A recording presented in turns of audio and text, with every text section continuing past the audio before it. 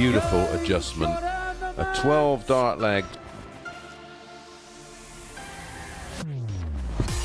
It's a dream! Could be coming to an end, and it is, as Neil Duff. Teehan is the winner! But it is debut tonight for Davidson To become champion, and he does it again! and here's to you, Reece Robinson.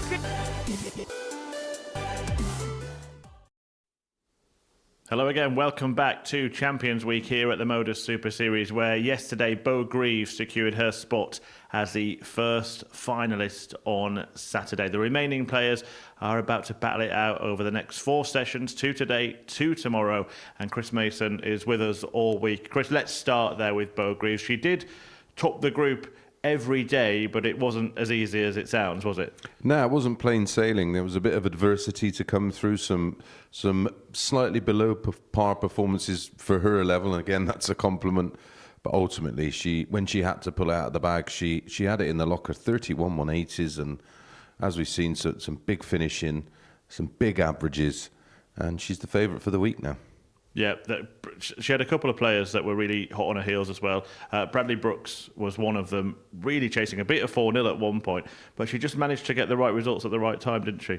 Yeah, and she finds a way, and as we always say, great players find a way to do things, and she did it aplenty. And little finishes like this, with Bradley rating there on 58, you know, those kind of games can be won or lost on that single sort of 2-dart kill. And she was pretty efficient when she had to be. Like I said, she blew a little hot and cold at times, but that's for being overcritical. But ultimately, best player in the group. I'm sure Harrison will be a little disappointed the way it started, but we say it so often. Once you start to get bogged down and you're looking up, it's very hard, but he very, very nearly found a way into Group B. Yeah, we'll come to him in a moment because he is playing in this group this afternoon. But one thing that they all stepped up on was the ton plus checkouts. 42 in the group are remarkable, the most ever in any group.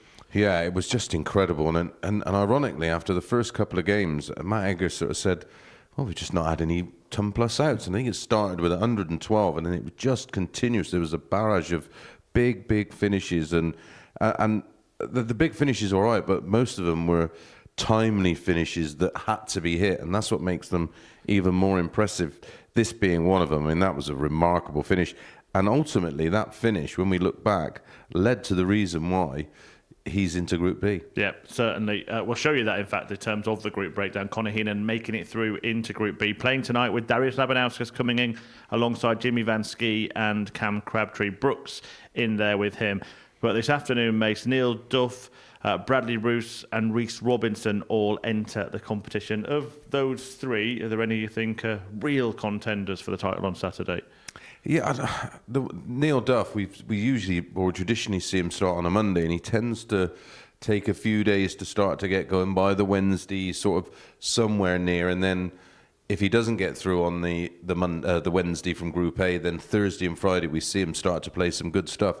He hasn't got that time, has he, this week, because he's starting today. So that would be a big worry. But ultimately, that comes on the back of him not playing a lot of darts. He may well. Listen, he'll be aware of what it takes for him to get up to speed. So I presume he's been putting in a fair bit of graft leading up to this. Yeah, speaking to a lot of people, see if you agree with this, but a lot of people think Andreas Harrison, the way he performed in Group A, is going to get through. And then for the second spot, many people are kind of, could be Duff, could be Robinson. Well, we've got a bit of a stats comparison here to show you and see what you think about this. So this is Reece Robinson, Neil Duff and Bradley Roose, the three players that are coming in to this group. What do you make of that, and who do those stats say to you is the most likely to get through? Well, they're all around that 6-7 turn mark, aren't they? Which is a bit of a concern. And for me, someone like Harrison, who we seen yesterday, I think he went 95 average, ton plus, ton plus, ton plus. And they're going to have to find that kind of level. Yeah, it's a tough call. It's all very much on the day. I mean, the most flamboyant player in that group's Reece Robinson. I mean, he's got serious levels to his game, but again, with him, it's very much a timing issue, and it's whether he can get it all right over the next 2 days. And again, it's all about that preparation. How much sacrifice has been made coming into this? There's a lot of money. You would think that they'd have been grafting hard. There's £25,000 for the winner on Saturday night. Even that wouldn't get my darts out of the case. For the week, Bo Greaves is favourite, 2-1 now. She's been top of it all week. In terms of this group, let's just show you the odds for this group. Andreas Harrison is that same price to win this group, so they've really recognised how well he actually did play in that Group A. Yeah, and again, it's just the, not necessarily the inconsistencies, it was his inability when behind to find the level of play he found on day 3. Well, maybe he relaxed because he thought, well, I'm out of the equation. But I make Harrison right favourite. I'm not sure I'd have Robinson in front of Duff, but I'm with everybody else. I'm with the odds compilers. I think it's down to those top 3. But I've been very impressed by Andrew Davidson as well. And if you're maybe looking for a little bit of value and a player to follow, he may be the one. Yeah, and he was very good in his qualifying week. We'll let you get into it. Chris is going to join Matthew Edgar in commentary. The first match of the day features Kieran Teehan against the incoming Neil Duff, and Robbie Duff caught up with him earlier this morning.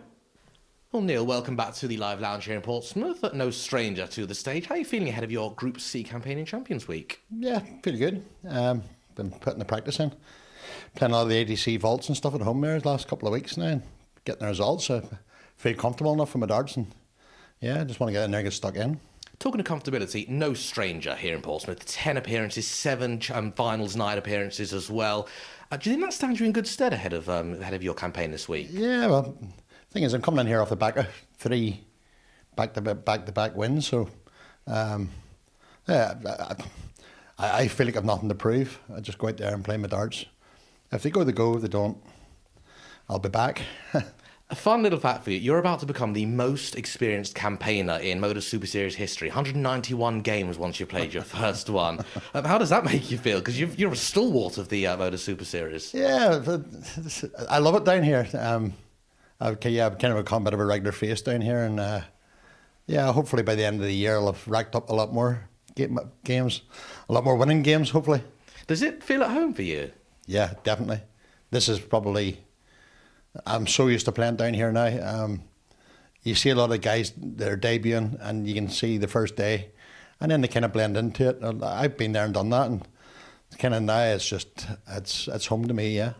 And finally, you've done pretty much everything there is to do here in Portsmouth. What would it mean for a Champions Week title and your name engraved on that trophy? Yeah, well, that's the tick box. I missed out in the last Champions Week because it clashed.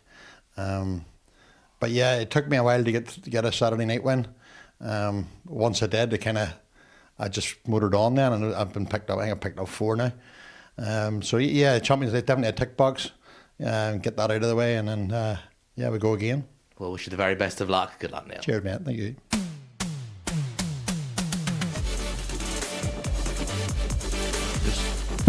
Slightly out of form and running into a very hot Neil Duff.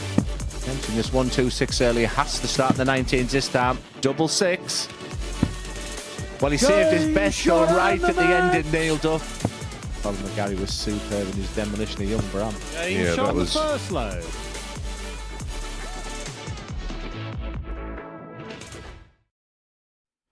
Thursday and Friday at Champions Week. Expect more drama than Albert Square. This is now time to up your game if you are going to join Bo Greaves on Saturday night at Champions Night. Less margin for manoeuvre. Early defeats could be costly in these shortened groups compared to Group A. Neil Duff coming in, having won week 4 earlier in the series, back off his win, of course, at the Double Trouble Specials week that was held before this series started. Looking for a first Champions Week glory, Kieran Teehan remains the bookies' outsider after finishing bottom of Group A. Can he turn it around and do what he did in his first ever week on the Super Series stage, which was finishing bottom of Group A, but then going on to take the title? In comms all week, our top team of Matthew Edgar and Chris Mason. Thank you, Murph. And just to add a bit more context onto those wins that Neil Duff's had the last couple of times he was here, the Double Trouble week. He beat Jim McEwen in the final, who is a defending champion of the Super Series crown. He then, in Series 7, Week 4, beat Scott Taylor, who was also a defending champion of the Super Series crown. So he's beat the last 2 players to pick up series titles here. So that is franked form when we look ahead for Neil Duff and this campaign. 100. Chris Mason, you said at the start of the show you was a little bit concerned at the fact he's going to have to hit the ground running, and normally takes him a couple of days in which to sort of get up and 60. play in. But in the interview there with Robbie Duff, he did just say that he's been practicing well and he's been playing a lot of ADC Vault system matches at home to make sure he is sharp 60. to hit the ground running. Does that sort of negate that issue, you see? Yeah, I think it does, Matt. I think that the fact that prior to coming here, he'd 100. usually have maybe had a week's break. The fact that he has been playing in those Vault series keeps you sharp. Not going to win them all, of 30. course, but it's a slightly different mentality of playing in one of those and then standing on that stage. Some players come alive in front of the cameras and under 60. the lights.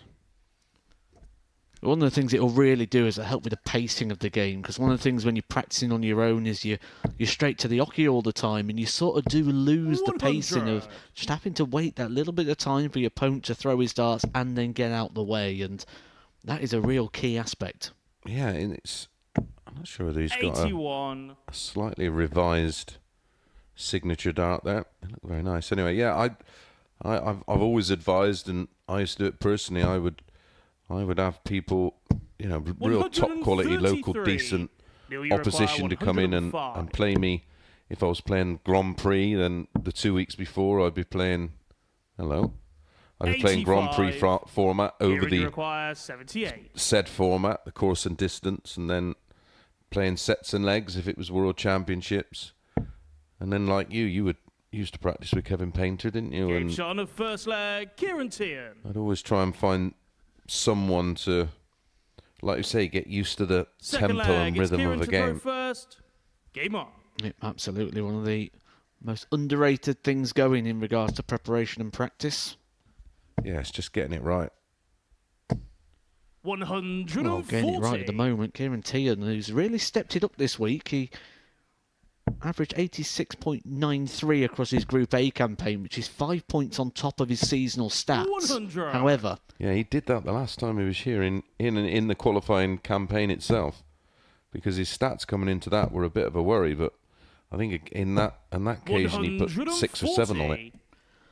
well, when you look at what you've got here, it's the preparation and that sort of perfect build-up in regards to your game that you don't get out on 81. a lot of the various tours, where you've got the time to put the practice in and get it right. And maybe this starting in the afternoon as well is going to be a good thing for Kieran Teehan, because 64. the earliest we've seen a good performance on Kieran Teehan was on Monday in match number 3. His best performances tend to come at the back end of the game, in game number 5. 82. Might not just be a Kieran, you morning require person. I feel his 157. pain. He's got 6 here from 157 to double his lead and be halfway there. And at these early stages, a 93. win over Neil Duff is big. Well, there is a lot of jeopardy, isn't there, in a Group C campaign, because only 2 players go through from the 6, so you can't afford to lose too many. Kieran, And you a require good start is 64. Say important. 3, don't we? We think is 3, maybe 4 at a push. Oh, that's a really poor dart. 24. Neil, you require 98. That is a quality dart, though, from Neil Duff, and that eliminates 82. the opportunity there coming Kieran, you inside on the require 19s, 40. and now Teehan a chance to confirm that breaker throw and double his lead. There's that little pause and that slow, methodical approach to the hockey, which we've seen adopted for him in Group A so far this week. But it has been with success, but 30. not on this occasion. Neil, you A require let-off 16. for Neil Duff. Game Yeah, shot that's on the a second A leg. Neil massive Duff. error from Kieran Teehan. When you get the opportunity to get this man under Third it, leg. It's Neil to you've got to throw get him first. under it and keep Game him on. there.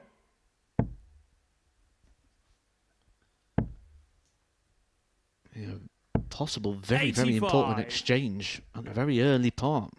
And that's Champions Week Group C. Every single game, you don't have a couple of games to get into it and a chance to kind of recover it, because then you're sort of asking, can I go through the card on day 2? So the pressure is on from the very off. 80.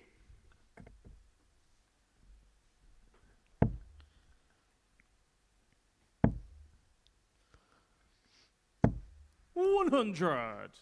Did manage to catch a very brief word with Neil Duff this morning when he asked me what time it starts. Says he's never really played Group C before. He's normally in Group A or B. 134. Yeah, that's right. Group A traditionally for him was used to just get his game up to speed, and that was my 25.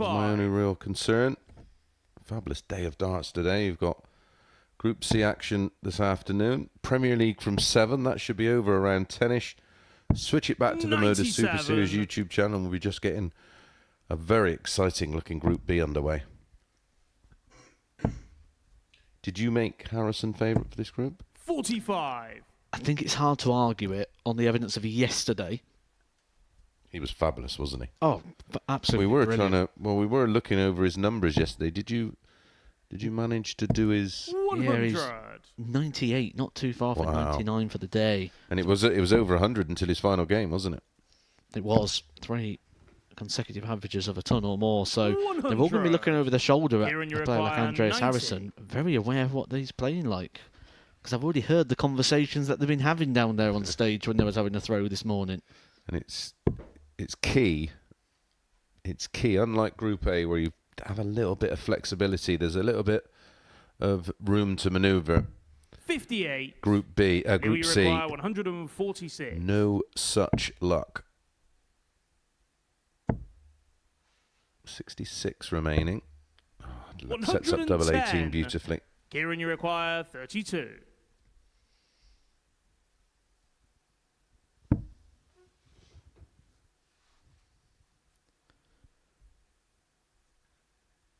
Well, he's starting from the same position, so you can assume that was just the passing of the dart to Game the shot on hand. the He didn't third manage to get leg. that grip Kieran's right, here. and rather than throw it where he didn't feel comfortable, he's going to wait until that moment where he's got the dart right in the hand, Fourth gets the leg. result. Kieran to throw first. Welcome along, everybody who is Game on. watching on our Modus Super Series YouTube channel. Make sure you subscribe. Give us a quick thumbs up. Only takes you a second.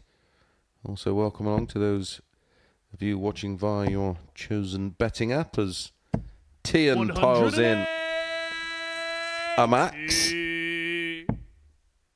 Called in by our referee, Jack Garwood.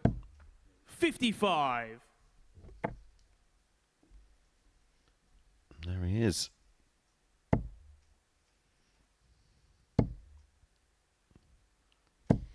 A 140. member of the Prince of Wales darts team as well, hasten to add.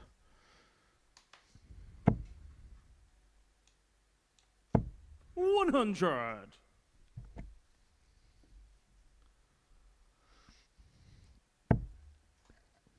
Oh, we've got it. The debate's on again here, Chris. 123. Hammer Time says his Duff's shirt meant to be orange. That's red. 81. Well, it's almost a Marlboro Kieran, you red. require Remember the old 58. Marlboro F1 team and the motorcycle team? Well, this could be an 11 darter here from Teehan. Could go for double 15 here, or could choose to split to something a little bit different. Goes for 28. it. We may see that MO change over time, but do you know what it reminds me of? Glenn Durrant. 43. Kieran, you require 30.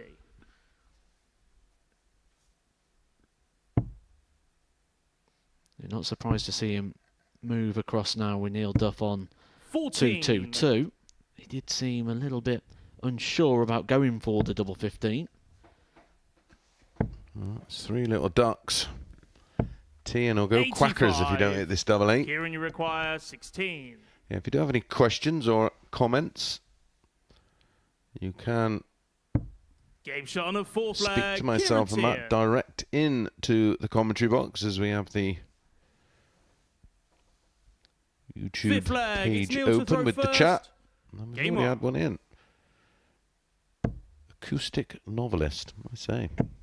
Matt and Chris, do you have any advice for somebody who 90% practices alone at home 140. to keep a match rhythm? Yeah, I used to use, this is going back some time, I don't even know if it's still there. I used to be able to play it on levels 1 to 10. And you'd play against, 95. I used to do it on a PC, but of course you could do it on your laptop or your phone, I suppose. And you couldn't sort of simulate that by playing 100. a pre-programmed computer simulation, isn't it? Oh, there's many of them nowadays. So many apps that you can download and 55. play those. There are many available, free of charge, of course.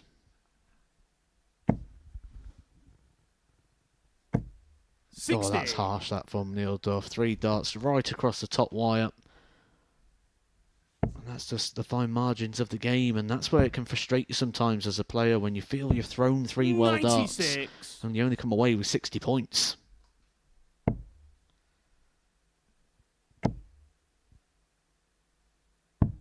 $139. Looking like this one's going to be extended. 126. Neil, you require 62.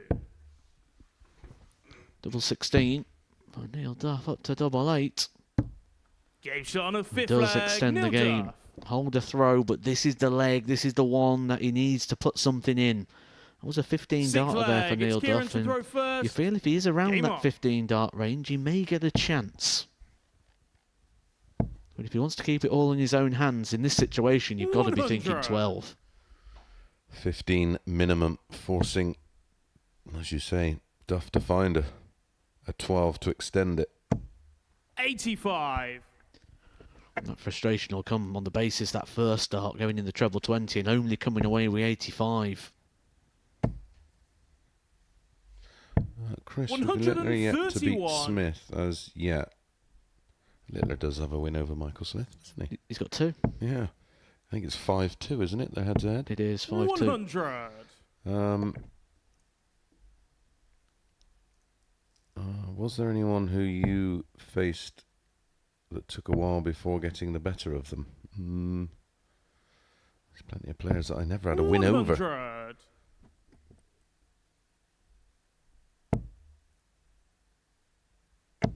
Someone's saying here, Mark Lightbody, Duff's shirt is the same as 60. the Rangers 80, Kieran, you require 89 away shirt. 170. If you Google that, you'll see what I mean. Thank you for that. Good info. Well, 6 darts here for Teehan if he needs them. Neil Duff not quite getting to that 12 dart 42. range. So if he's going to get to the 15, you feel he's going to need a couple of big trebles here to put himself back in range. But not finding the range, 45. not finding the adjustment. Kieran, you require 128. Situation the same for Teehan. 6 darts, but this time a lower score. Sensibly. Keeping it simple. 96. Getting the rewards.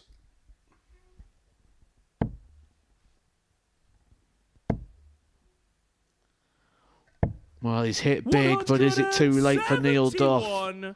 Kieran, you Massive require shot to leave 32. tops and to put a bit of pressure here on Teehan.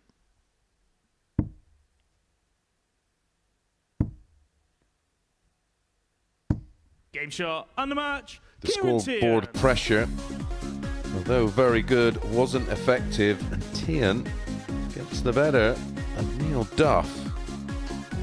4 legs to 2, an average of 86.88 for Teehan. Duff 85.76, the only 180 in the match coming from Teehan. And he gets the job done despite 4 from 17 on the outer ring. Up next, Reece Robinson against Andy Davidson.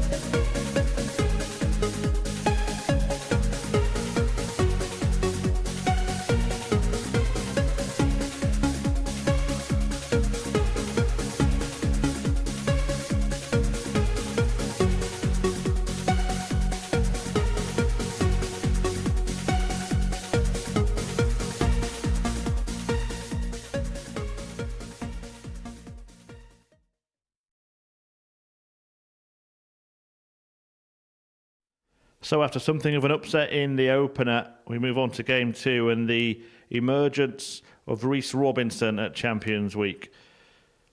Robinson, the thrower from Hull, who won all the way back in the first week of Series 7.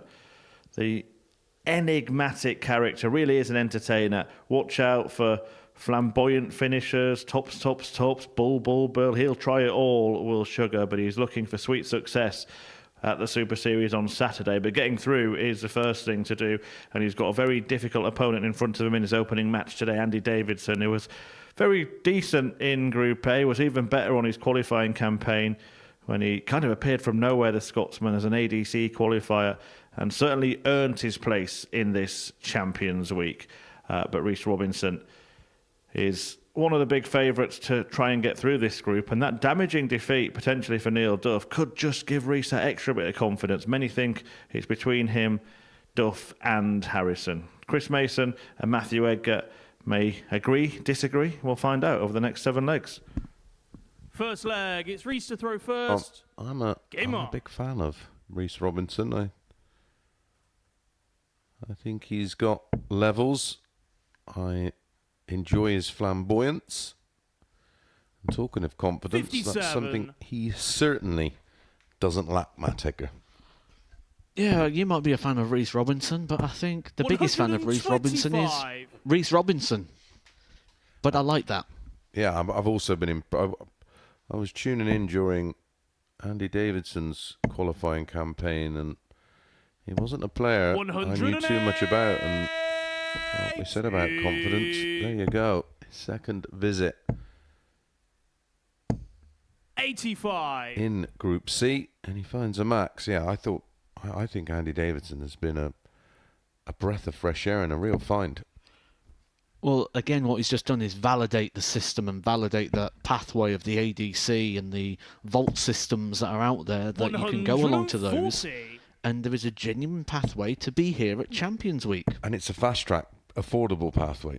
82. More importantly than anything. Reece, you require 124. Well, what you're going through right now in terms of playing WDF events and travelling to qualify for the Masters and the Worlds, you know how much of a long-winded campaign it's been, and expensive. Game shot on the first leg, Reece What a start Robinson. that is from Reece Robinson. A 180, a 124 finish and a 12 darter, but Second leg, absolutely, it's Andy to throw first. I'm Game on. in a very lucky, privileged position in regards to being able to go out Yeah. onto these tours. But 82. Well, you promote the events and get invited out to them, don't you? So it's my costs are reduced, and still they're quite substantial. substantial, yeah.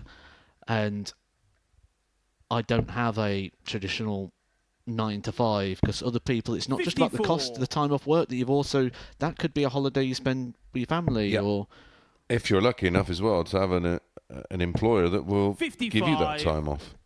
absolutely. So there are so many factors to it, and what Andy Davidson is doing here is showing there is a route to the top nowadays that doesn't have to go down that traditional route. Absolutely.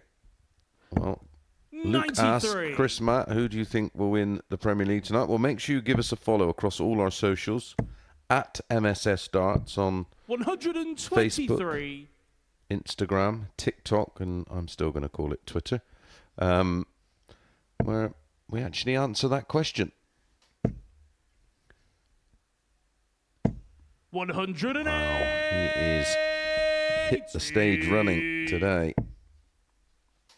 Well, this is why when we saw the odds at the start of the week and 100. Chris Murphy asked myself, he says, what do you think's the value? I said, Reece Robinson, was it 14, 16? I think it was 16s. And I said, that's far too big. And I come in here, and it was the first thing you said as well. It's like, I wish I could have a bit of that 16s. It's far too big. Yeah, it's 100. huge for the, Andy, you for the require talent he has. 141. But to answer your question, Luke, I think we've 51. gone for the same Reece, you require 74. player, Luke Humphries.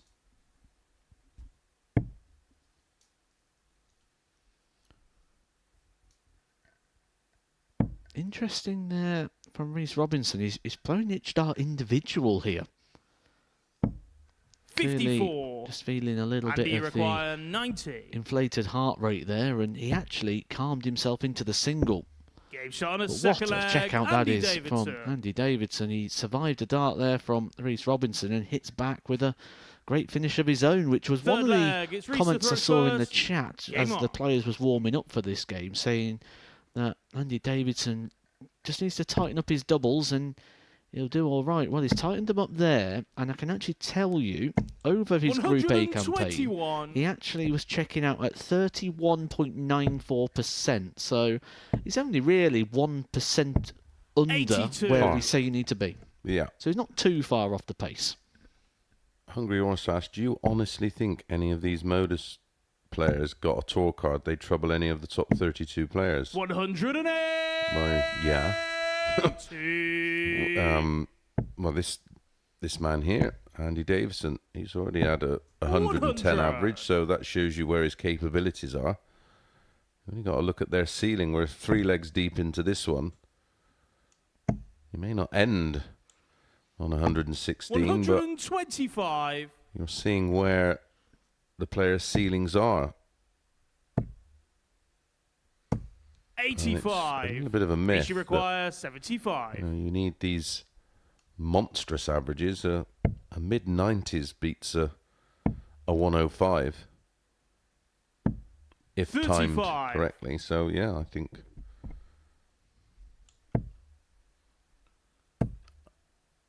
they could trouble some of the top 32 for sure. Reece, you require 40. Well, the evidence is there, which we'll get into in a second as we're watching Reece Robinson look at another good solid holder throw. He held his darts in 12 in the opening leg. He was down to a double around the same range here, and a great check out there from Reece Robinson. But I think the proof's in the pudding. Let's look over the last 18 months here at the Super Series, and let's take a look at the world's top 32 right now. Over the last 18 months, Luke Littler played here, who is now the world number 25. 43. We've had Scott Williams play here, who is now the world number 31. And just outside of that, in number 33, is Gian van Veen. So there you go. 108. The question really is, who are the next Luke Littler, Scott Williams and Gian van Veen? And that's just those players near the top 32. 45. You'll find that a lot of the players who was here are now tour card holders. People like James Hurrell, Thibaut Tricol, Owen Bates. Cam Crabtree on the verge of making that next step up. Chris 100. Landman's played here. I mean, there's the top 128 who have just recently got cards or are just starting their career in the PDC. There's a good 30 or so of them, I think, now that are certainly in the late 20s that have played Super Series darts over the last few years. It's a really good place to watch the evolution of the players, which is something I really enjoy about the Super Series, seeing the stars of tomorrow today. And this is a great game of darts. That's the 5th maximum of the game. 4-1 in the favour of Reece Robinson, who will need to go for the bullseye here. He did take a look at the scoreboard to see that Andy Davidson is within range, and what a dart that is from Reece Robinson, averaging 110. It's like the Premier League finals have come early. 5th leg, it's Reece to throw first. This is a stunning performance. But it's true, isn't it? If we see this tonight in the Premier League finals, we go, what an absolute world-class performance. And we've got to say the same here for Reece Robinson. 125. He's setting down a marker. 95. Yeah, he's just making a bit of a statement.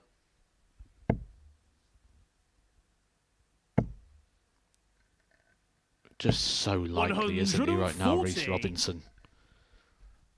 And he's almost making Andy Davidson quite irrelevant in this game, in 60. The brilliance he's playing. Well, he's had one dart at a double, and that was on the back of a 90 finish, wasn't it? Remember when Conor McGregor said, there is no opponent? I get the feeling right now that that's the mode Reece Robinson is in. It's all about him right now. 22.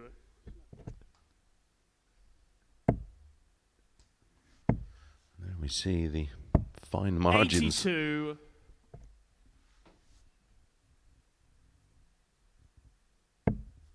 He's going to put that right instantly. 100. I mean, Reece was tipped up as a youth player, wasn't he? He burst in the UK Open. Was it 2011, the 85. good run he had at the UK Open? Reece require 114.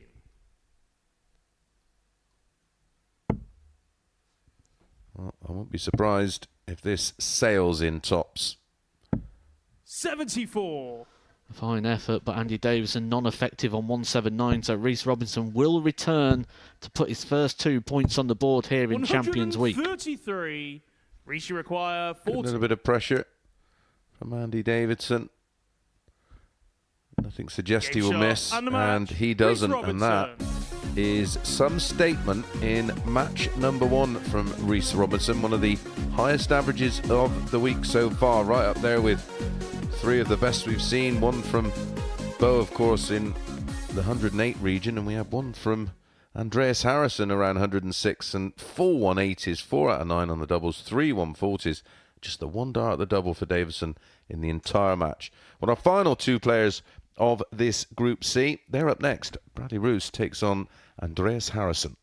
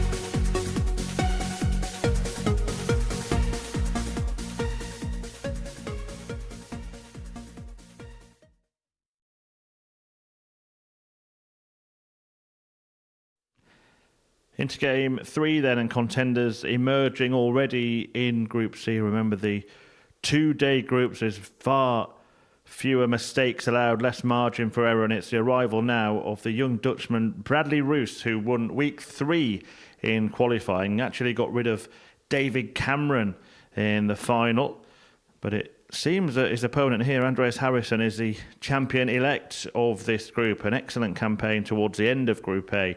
The 19-year-old will have his work cut out if Harrison, the Swede, manages to carry on the kind of levels he was producing yesterday. Look, the vast majority of his defeats in that group were 4-3, and he almost managed to pull off a great escape into Group B. Instead, he's in Group C. He's the favourite to win it. But who gets your vote, Chris Mason and Matthew Edgar? Well, I totally understand it, but we spoke at the top of the show, and both fancied Harrison. It was who was going to take through with First him, leg, it's Bradley to throw first. I like Game my on. colleague and friend next to me, Matt Edgar, were massively surprised at the beginning of the week, and we discussed it. 9:35 on Monday morning. What on earth are the odds compilers doing, making him 16 to 1? And 96.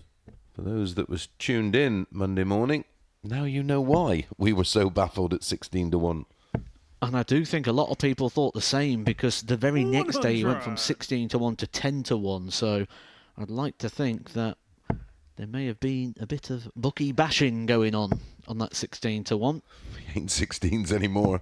140. Just reminded us all what he could do, which is exactly what Andreas Harrison did yesterday after 2 decent days of darts, but without really getting the results. Yesterday, averaging over 98 for the entire day. He's had 12 tumpless checkouts and 18 180s in his Group A campaign. How is that a player who's in Group C? I know. Tough school, Matt. Tough school. 58. Talk about players at the different ends of the spectrum in terms of their career. It's almost like we've watched 100. Bradley grow up in front of our very eyes, and he's a player that continues to improve. Remember the very first time he made his debut here, he was 100. Andreas, you a require little pedantic and 161. got a little bit frustrated, like every young man of his age would do. He's gone away and he's working on every 95. element of his game. Bradley, you require So good to see. 107.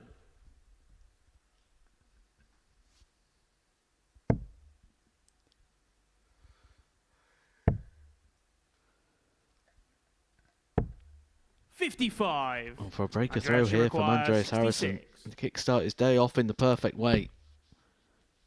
I think that's is that a 15? 51 remaining. Double 16 just. 34. If there was Bradley one require element 52. across Monday and Tuesday, Matt, it was his fragility in the doubling. It was the low combination shots, wasn't it? He Yeah. wasn't taking any of those sort of Sean on first combinations leg. like And missing Bradley big Roose. numbers. and sloppiness there, costing him the opportunity to get the breaker throw. Second leg, it's Andreas to throw first. Game on. It is one of those things when you look at the career of Bradley and you say about when he first came here. 108. One of the things we've got to remember, and certainly with younger players, is when you go up there, you've got this real heightened sense of arousal. You're really engaged, you're really emotional, you don't know how to handle it, and it's very easy to ultimately come across in the wrong way. Totally agree. Perfectly put. I think every time I go up there, I'm still very wound up now, and I've been playing this game for many years. 100. And I'm sure when I play it in upcoming series, I'll be wound up and bouncing around the places again. Absolutely.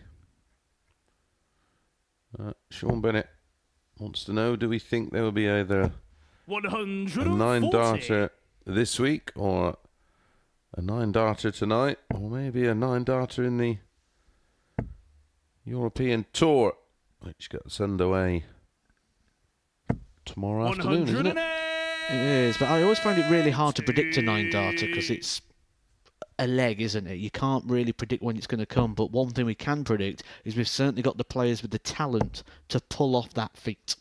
Well, we've seen Bradley 59. Brooks go so Andreas, close, you didn't we? require Missing 41. double 18 already this week. We've seen Bo Greaves go 7 darts in, yeah. Missed on the the second leg. treble Andreas 19 Harrison. to get a go at the double on a 9, so I certainly wouldn't be shocked. Third leg, it's Bradley to throw first. Game on. Well, I tell you what, I'm gonna say the answer. I'm gonna say yes. Then I'm gonna go completely against myself. I'm gonna say yes. There will be a 9-darter. 85. It'll be by Bo Greaves, and she's gonna do it in the final. In the final leg. Just someone please clip that moment up 60. and save that for the moment that Bo Greaves hits the 9-darter, because that'll be a nice little link in. Yeah, she will join a very, very exclusive club. 100. Also, unintentionally made a prediction there that Bo Greaves is going to make the final. You have. 11. Presumption. It just felt right. Well, she's the first player through to Saturday night. We are looking to fill the last 5 places. 5 places will be up for grabs. 2 from this group 100. will be promoted to Saturday night, and 3 from our Group B campaign. That will be coming at 10 o'clock this evening. 43.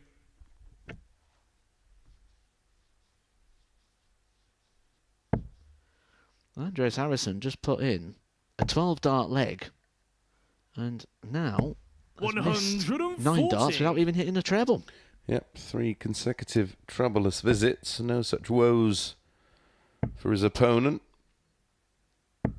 55. Maybe we're going to end up with a Bradley battle of the requires Bradleys. 76. Well, the last leg for Harrison, he did 501 points in 12 darts, and now he still wants another 332. A comfortable leg of darts here for Bradley Roose, On a and third a nice leg, Bradley 15-dart Roose. hold. Lovely lag. Mr. Mason is a 9-dart or harder, or 147 in snooker, or Full 147 flag, in it's snooker Andreas by to throw an absolute first. mile. It's not Game on. even up for debate for me.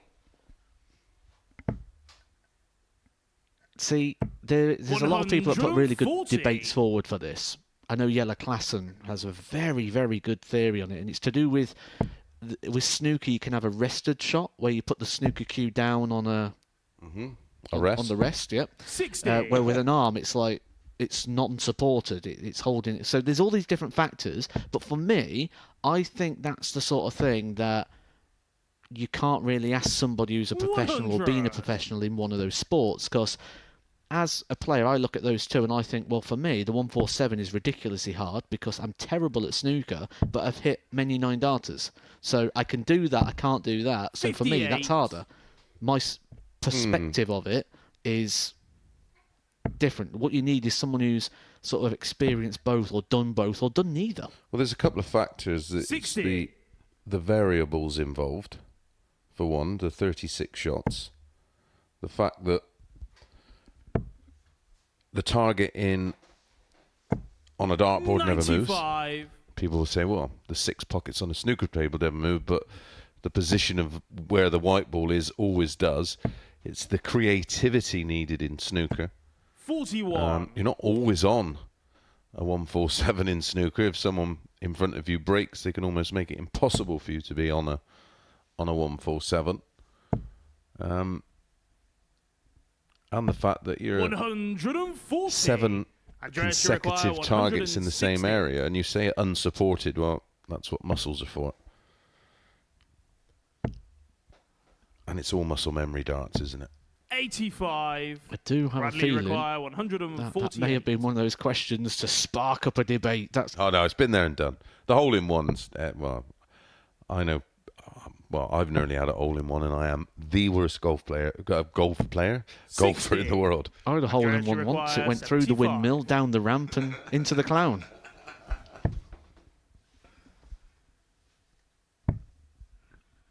Well, this is what we've said was the problem with 35. Andreas Harrison, isn't it? Bradley That there, a require single 88. 17 would have been single to double. Instead, having to go for that treble, and maybe that could be the difference on a week like this, on Champions Week. Yeah, he leaves himself vulnerable to the counter-attack. 63. Line was Andreas, you beautiful. require 40.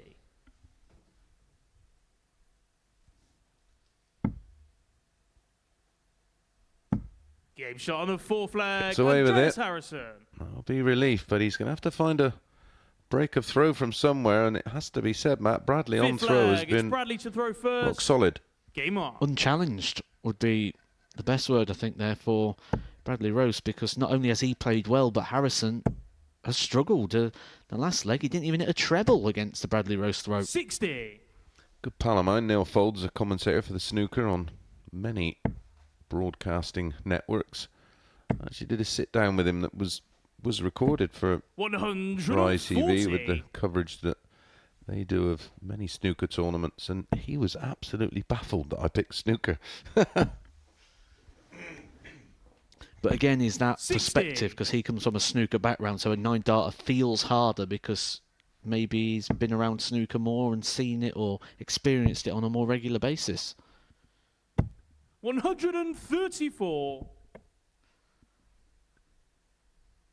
It's always a dangerous topic when you have debates about things that there is no real right answer that you can prove. 81. Could it be proven?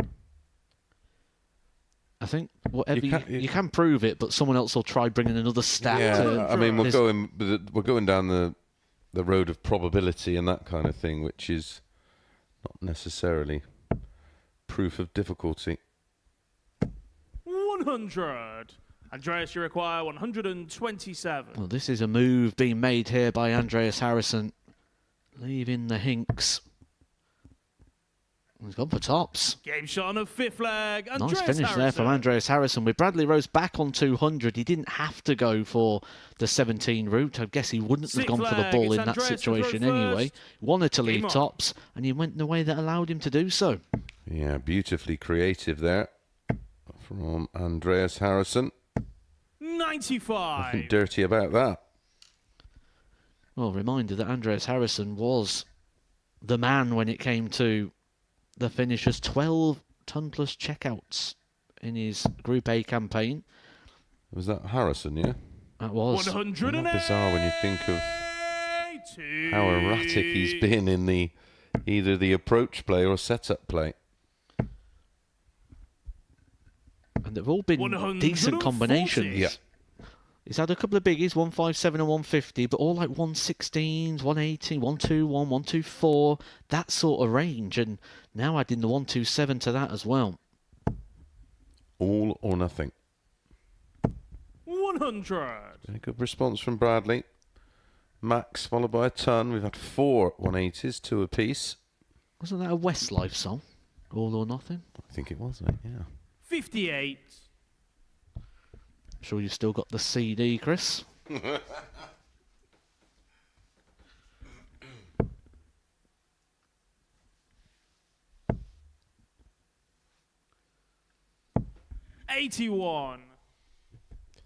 This is where a 140 could be a big game changer. Could be a game ender. Can he dink one out? Oh, that's a beautiful final dart. Bradley, you require 140. Textbook. Absolutely. If you could play the game how you would talk it, and that should be giving him at least a match start, but 60. he's going to want 2. Andreas, you require 68. Treble 20. Oh, he went for treble 12 for double 16. Tops it is. 48. Just brings Bradley, it you low. require 80. So Bradley Roose, a chance. And this would be a big moment in the game because he would have to throw in the last leg. He's got 2 darts. Andreas Harrison closed his eyes. He's nodding along. He's wincing. He thinks he's seen it, and he has. And that's what's been happening to him all week. He's read the book, got the T-shirt. He's been to see the film. Final leg. It's Bradley to throw. He just has that look, doesn't he, at the moment of, here we go again. But that's what you get on Champions Week. This is the 12 best players we have had over the last 12 weeks. They're all winners for a reason.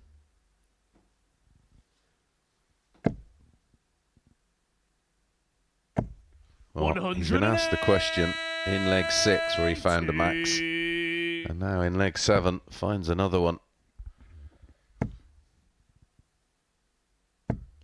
140. When your opponent kicks off with a max, all you can do is just try and keep tabs and hope there's a mistake somewhere along the way. Because it's completely out of your hands at that point. Andreas Harrison playing his part.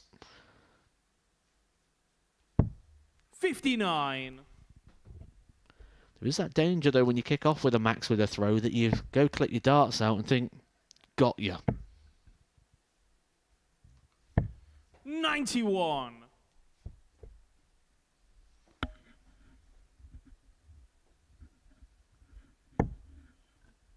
This is going to be one of the brightest starts I've ever seen to a Group C campaign. Agreed. It has been outstanding. 52. But that is an opportunity for Harrison Just one treble would leave him on a finish. He's found the treble. Now it's about staying straight. 100. And we've said we're going to see a 170 at some point. That was a real safe ton, wasn't it? Oh, you don't want a deflection there, do you? And lose that opportunity. Going to have to go back up.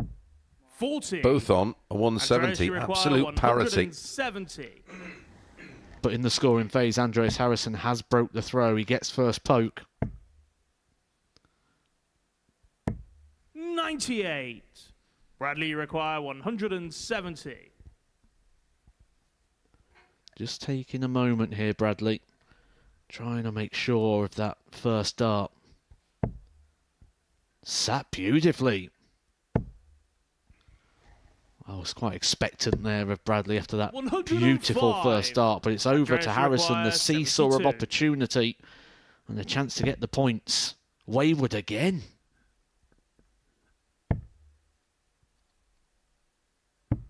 Game shot. And rescues the situation in the end. A Harrison. good last leg there from Andreas Harrison. The chance may have slipped him by when he hit the 5. Bradley Roose would certainly have been watching over the shoulder, expecting or hoping for an opportunity that never came. Andreas Harrison continues the form of yesterday as he kicks off his Group C campaign with a 4-3 victory. And coming up next, Kieran Teehan takes on Reece Robinson.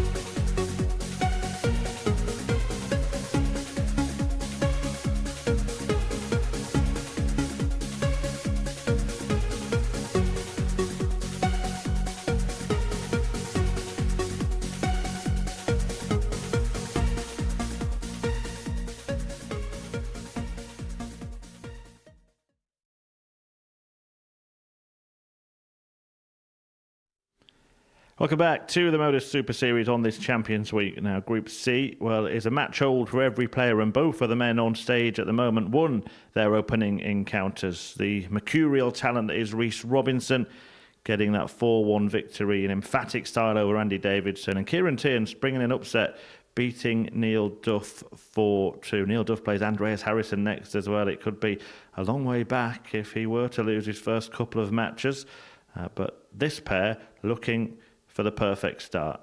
And our perfect pairing comms remain Chris Mason and Matthew Edgar. Thank you First very leg, much, it's Chris. Kieran Well, to throw first. what an Game on. opening round of matches we've had right there. This is living up to certainly mine and Matt Egger's 100. hopes and expectations of certainly the level and competitive nature of this Group C. And this man lit it up. 57. For me, it's all about Reece Robinson at the moment. He averaged 106.5 in that opening game, hitting 4 maximums. And the question here is, does he repeat it? Can he repeat that level of performance? Because if he 45. does, we're looking at a player who's going through this group. But it is a very, very hard level to match up to there. And for Reece Robinson, what was going so well for him in game 1 was dart number 1. 95. All the time, just top end of the treble, sat up at that nice angle. He followed it in, lovely. Well, you'd think if you've just played that well that 100. you're buzzing, you can't wait to get back on there. But it does come with its own element of added pressure when you play that well, because you're desperate to try and back it up. And when you start a match where you're not quite backing it up, it just builds, doesn't it? I tend to find it's more to do with the feel as well. So if you have a good game where everything just seems to go right, even when you hit like 100, it doesn't feel strong. It feels like a weak visit. So 60. it always feels like you're doing something less. Yes.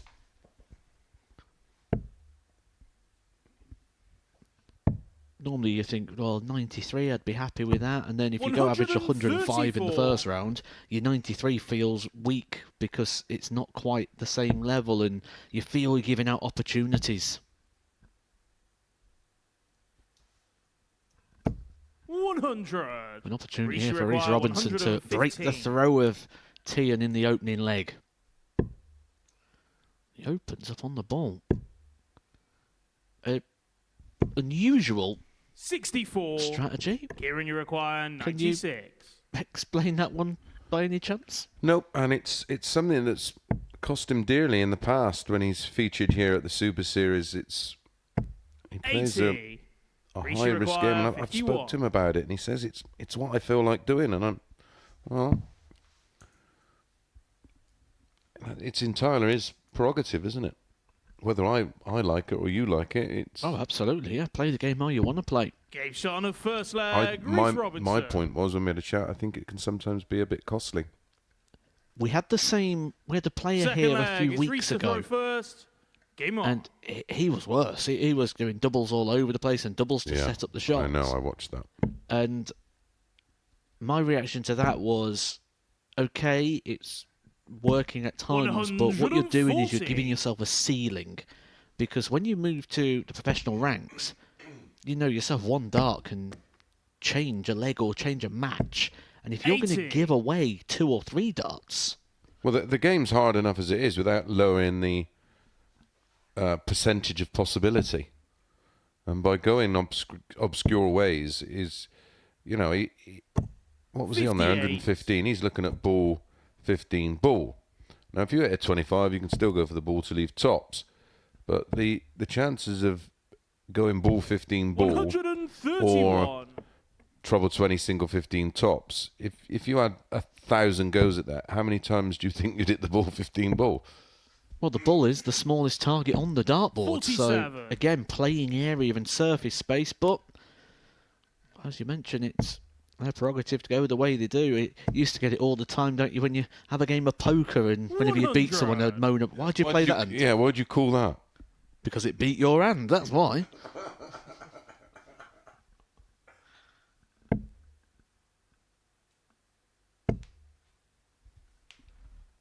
Because the 7-2 off looked pretty. 100. Good reaction, good response again from Teehan here. He had his throw broken in the opening leg and he's looking at responding with a 100. breaking turn. Reece require 156. This is where Reece Robinson wants that first dart. Just sat up on the top wire. Perfect. He can't go any other way, can he? 100. Kieran, you require If he could, he would. 90.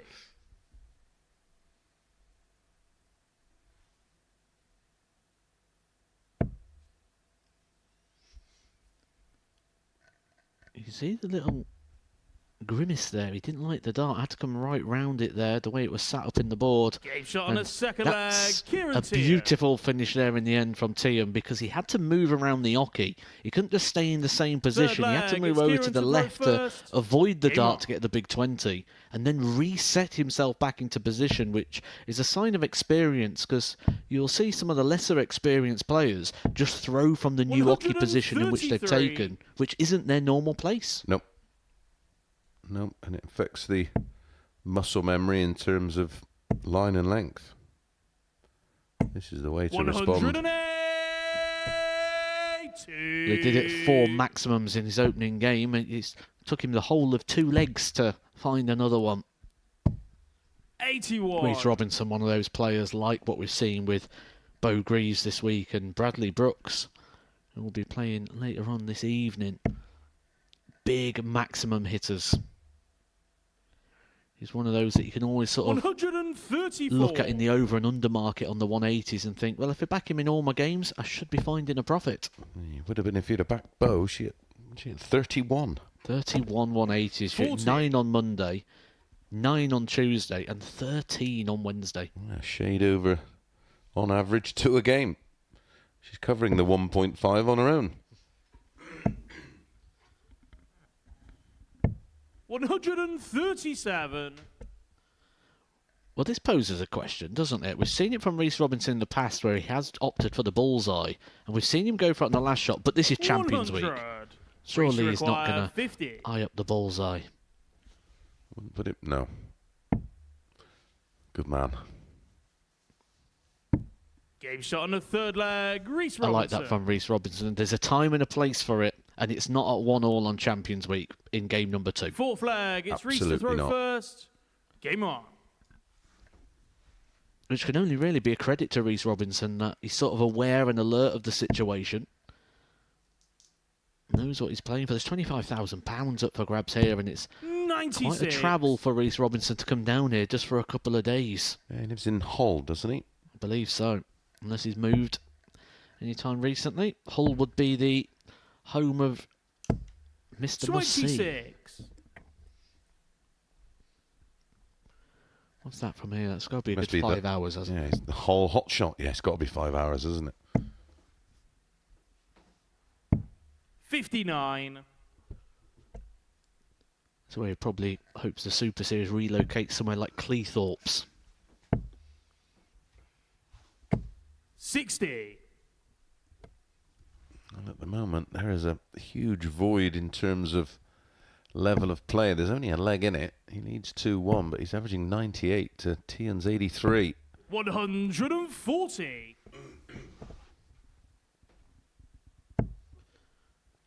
Again, a sign of a quality player because it doesn't feel like we're watching someone averaging 100 here, but he is. Part of that will be courtesy of that great leg he had in the last one, that 11 darter. He could have gone for the 10. 95. Just chipping away down to a finish. Aye. After 12. Brilliant. 180. Reece, you require 111. Treble 17, the target would have left him tops. Well, Teehan, if he'd 55. earned this opportunity. Kieran, you require 135. Should be ball now. It is. Oh, needed the 45 for tops. 75. Reece, you require 56. Reece 56 to tidy up for a 3-1 lead and absolute control. It's gone big and safe there to stay away from the treble. Double 18. Across to double 9. Expect to see a reaction if this goes, and it 47. doesn't. And we still see Kieran, you reaction there require 60. from Reece Robinson, who has broken the throw of Kieran Teehan on a couple of occasions now and not been able to drive home the advantage. But that is to try and stay out the way, and this could be tricky. 40. It's not a million Reece, you miles away. require 9. Team Crown's leader. Why are people like Teehan even allowed to play this league? Because he won a week.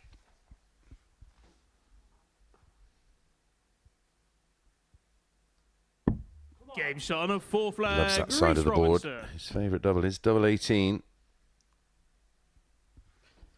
I do like this from Reece Robinson, and 5th I flag. think It's Kieran to throw first. I'd like to see it in a bit Game more on. of players as well. That sort of fire that when you're on the hockey and you've gone past that yellow line that's across the back of the 80. stage, all is fair. Like, enjoy the moment, get into it, fire it.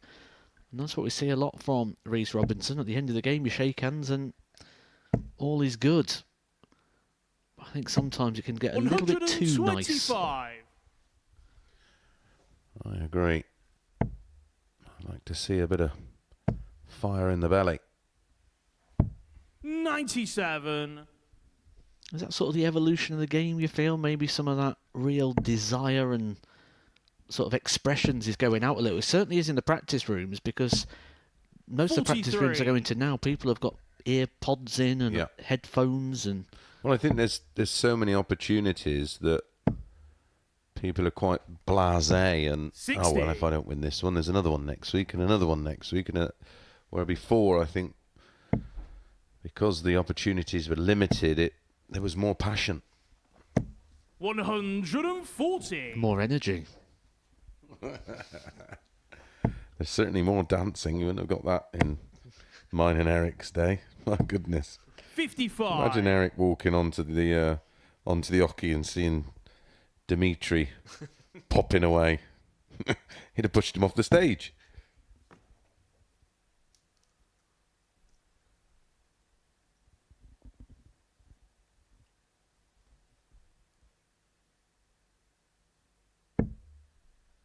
$89. Big moment here for Teehan. Needs to find something big. Trebleless visit here. You feel it could be game over. 58. Reece require 104. Reece will be expecting to have 6 from here.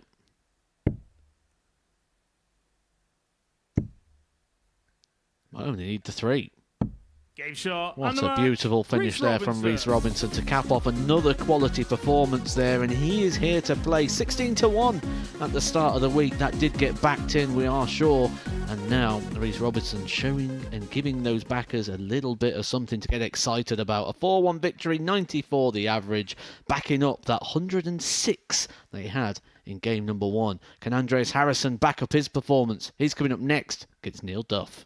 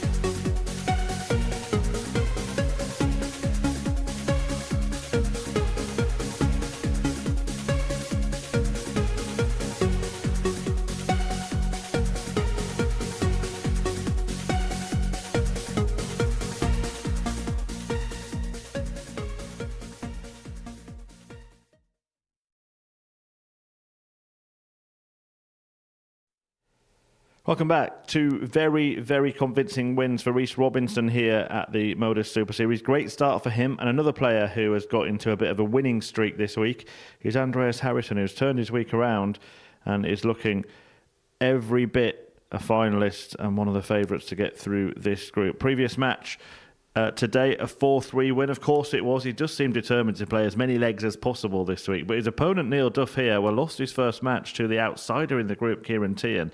And in these shortened 2-day groups, defeat here could be catastrophic for Duff. Already a big game, and we've got a big match commentary duo to talk you through it. Back to Matt and Mace. Thank you very much, Murph. Yeah, this is huge for Neil Duff, and it's not the kind of player you want to be walking into. He's on he won 5 of his last 6 or 4 of his last 5 matches, and amongst that 3 ton-plus averages, a 98. He's playing at a very, very high level. 35. The only game Harrison did lose was that last game of yesterday, game number 5, but like you say, that high level, averaging over 98 yesterday. He started off with an average just shy of 93 today. He is really turning it up, despite the frailties as well, because it has been noted, those missed singles, those low combination shots, just not been working for him too well. Yeah, Neil Duff averaged mid-80s in 83. his first match of the Champions Week campaign. And he's probably aware as we are. He's going to have to find Andreas, another gear here. 138.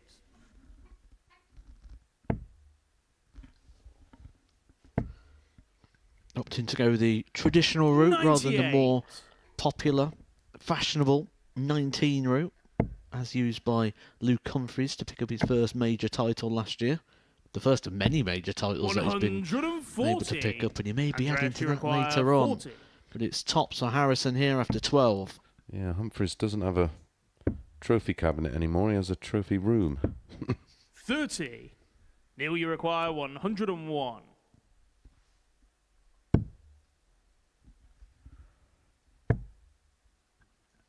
See, that is desperately unlucky, and when things are going 61. slightly alright, those kind of things happen. Game shot on the first leg, Andreas Harrison. Got a trophy room as well, you know, Chris. Second Made leg, it it's under Neil the to throw stairs. first. Game And on. it's currently occupied by the dog.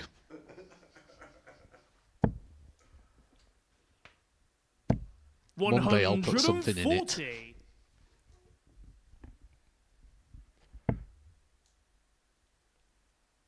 What kind of dog have you got, Matt? 85. A Tibetan Spaniel. All right. Is it a small dog or a medium-sized dog? Yeah, I'd say medium sort of sized dog. It looks a bit like a 81. fox. Oh, nice. Is he a good dog, or is he... Just sleeps 60. all the time, really, and eats. It doesn't really do much. Is he also an 18-year-old student? 60.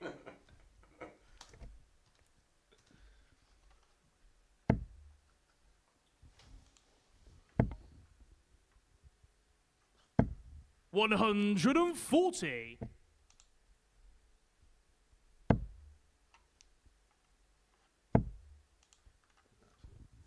Oh, he's cute. 140.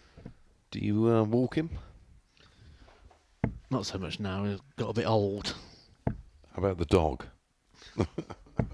100. Neil, you require 80.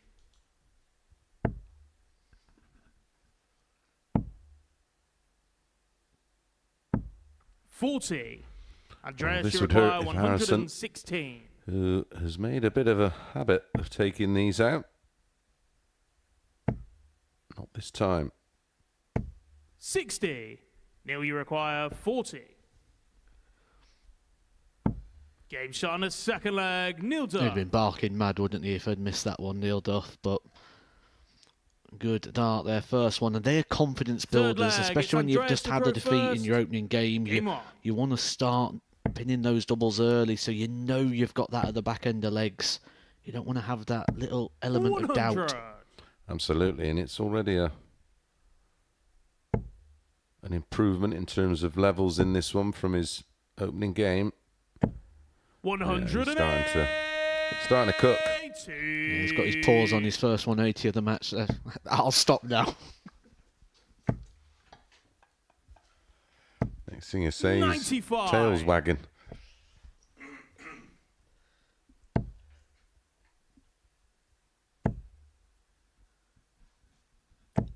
Oh, just caught the flight on the way in there, and you'd say by the Rice smile that when he thrown that, he thought it was in. And you do as a player, you sometimes throw a dart and you just know if you've got that 180, 96. that maximum, and that's why we see people now throw the dart and then turn away. It's not a blind shot, it's to signal the confidence of that's in. Absolutely spot on, and what a sequence of 174. scores. 180, 1, 2, 3, 174. Is it 9 trebles? One of them he didn't want. 100. Now you require 24. Possible 10 dart leg. Game shot. Well, we've said Andreas Harrison is the man to beat, the man on form. That's how you do it. That's how you break him. Do it in 10 and take the situation out of his hands. Game on. Best leg of the week. And it's just so 100. familiar that it's come against Andreas Harrison. Correct.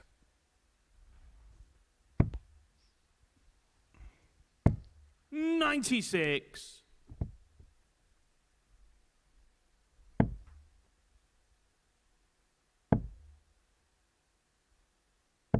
100.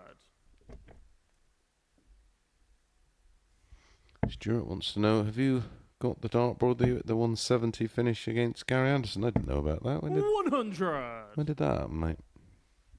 I do. I've actually got a dartboard customised with that on it, that I beat Gary Anderson with a 170. 45.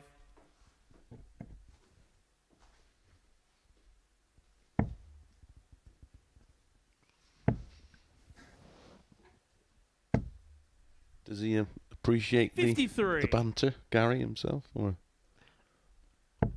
Yeah, I think he wishes I'd get over it by now, but you don't get over beating one of the best players of all time, one of the top 5 players of all time. Correct.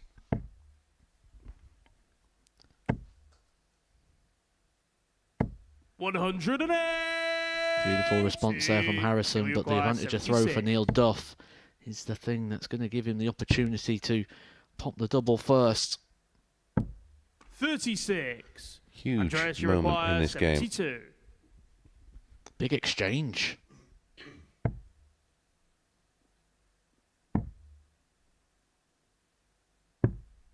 $54. Now you require 40. He's been getting chances. And Game there are shot on chances the that you get on a flag, Champions Neil Week. Duff. 2 darts here and a dart there, and they've just not been going for dirty Harrison. Fifth flag. It's Andreas to throw first. Looking like he Game was on. going to not necessarily run away with this one.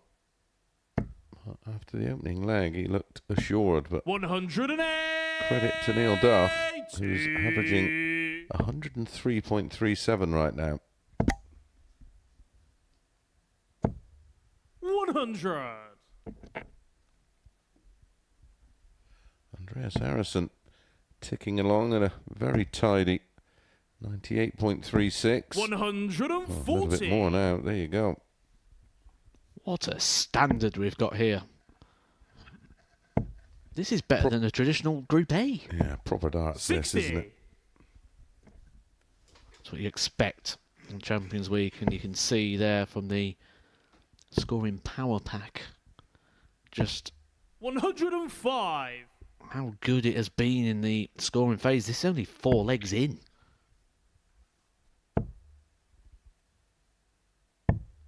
$57. Andreas, you 22 require scores. 76. A ton or more.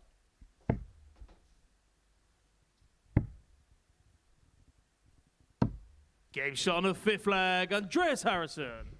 Clinical on that occasion. And that is a Sixth 76 flag, it's Neil finish to throw for a first. 12 dart Game hold. on. He's going to need something similar here, you feel. And even that may not be enough. 108. You may have been watching the boards because you want to see the 180, but I wanted to see the reaction of Andreas Harrison, and that's where my eyes drawn. And after dart number 2, it was a tip of the head. 62. And after the third one, it was almost a look of resignation.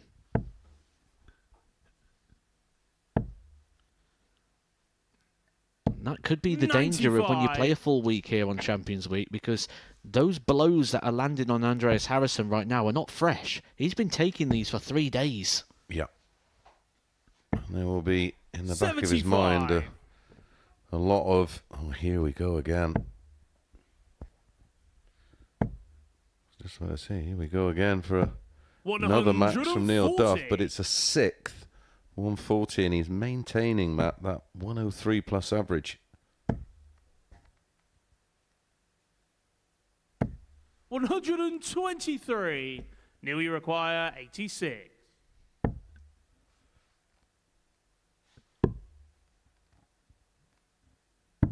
Game shot. Beautiful and the match, recovery there, Neil not just for Duff. the shot, but in terms of his campaign. Neil Duff went down in the opening game by 4 legs to 2 at the hands of Kieran Teehan, and he has come out here fighting and has put in a massive performance, an average of 103.15 to get his Champions Week up and running. For Andreas Harrison, he played well, but unfortunately for him, it's more of the same. He keeps running into these performances. Coming up next, Andy Davidson takes on Bradley Roose.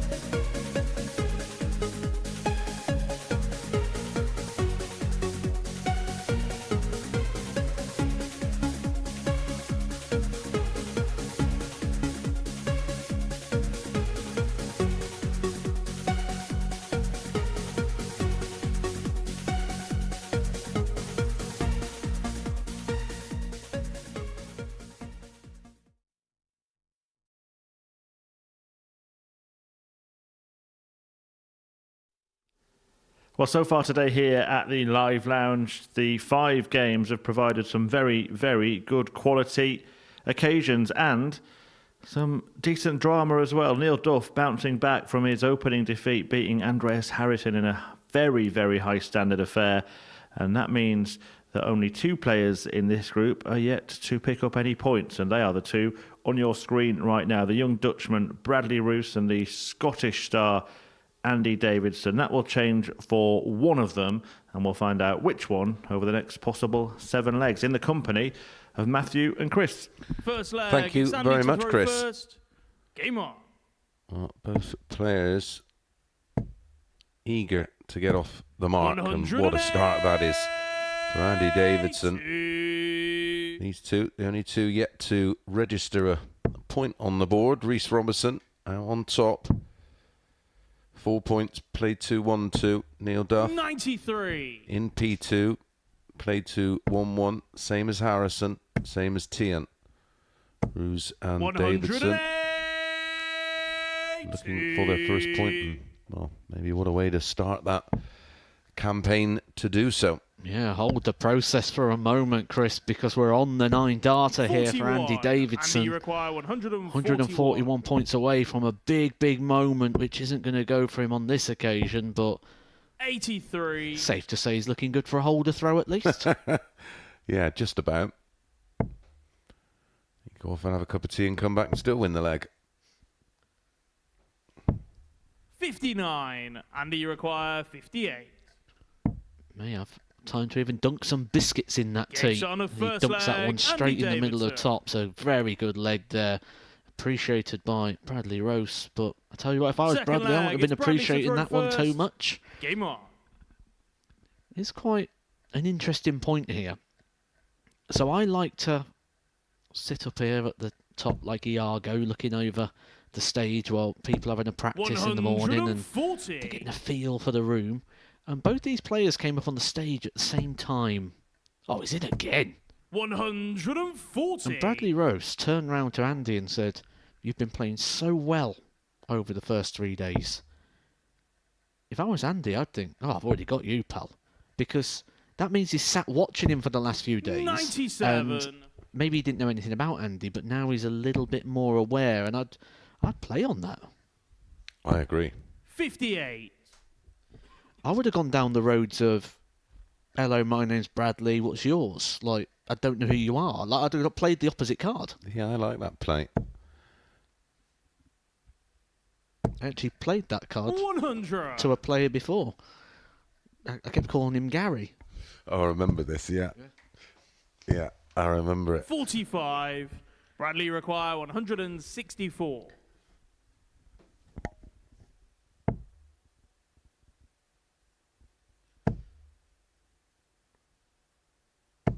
$100.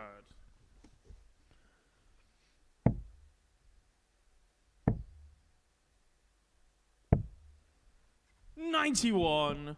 Bradley knows his requires numbers. 64. He's worked out his methods and his routes. This one all about Bradley Roose. Double 16 for a level game. 48. Andy, you require 167. 97. Bradley, you require 16. Well, there's no trouble for the doubles. Bradley Roose in his opening game, he did lose it by 4 legs to 3, but he only had 4 darts at the double, of which he hit 3, 75% checkout, so that is a little bit tricky. Even trickier. The way his darts just kick over to the right-hand side, you can Andy, see there how he 70. sort of blocked it up and was kind of throwing in hope. 38. Bradley, you require 16.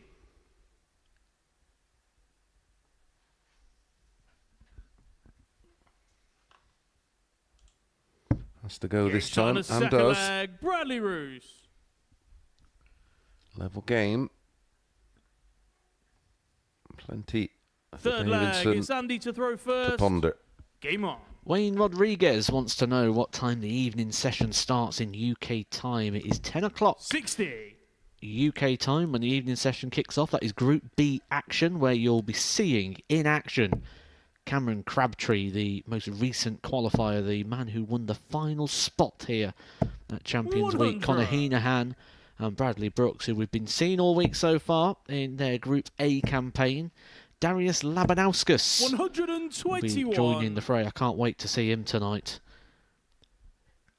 He's recently picked up a WDF title, and also Jimmy Van Ski, also a winner of a recent WDF title, the man who had possibly my 42. favourite ever trophy lift when he lifted the title here at the Super Series. And he sort of jumped in the air, but the trophy he never lifted the trophy. It 100. just stayed in the same place. He just jumped with it. Yeah, he lit this place up, didn't he? Great personality. Had a lot of fun up there. Very infectious 60. personality he has. Even was very good at counting in his head, wasn't he? Yeah, that was 108. genius. That pause and... Oh, you want me to count? Another solid leg here from Andy Davidson, though, on the 59. throw. Andy, you require He's 40. had 3 maximums, and they've all been with the darts, making the task Game shot on very, the very third hard here for leg, Bradley Andy Roose. Davidson.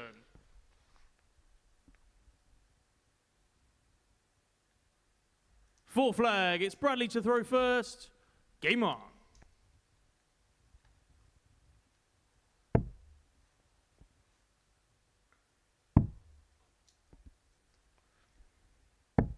I 57. feel that at some stage, the way Davidson's throwing, those troublous visits will be punished. 140. This may well be the leg.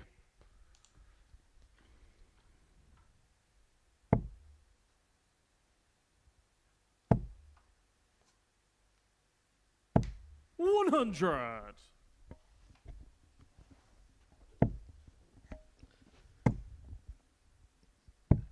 $99.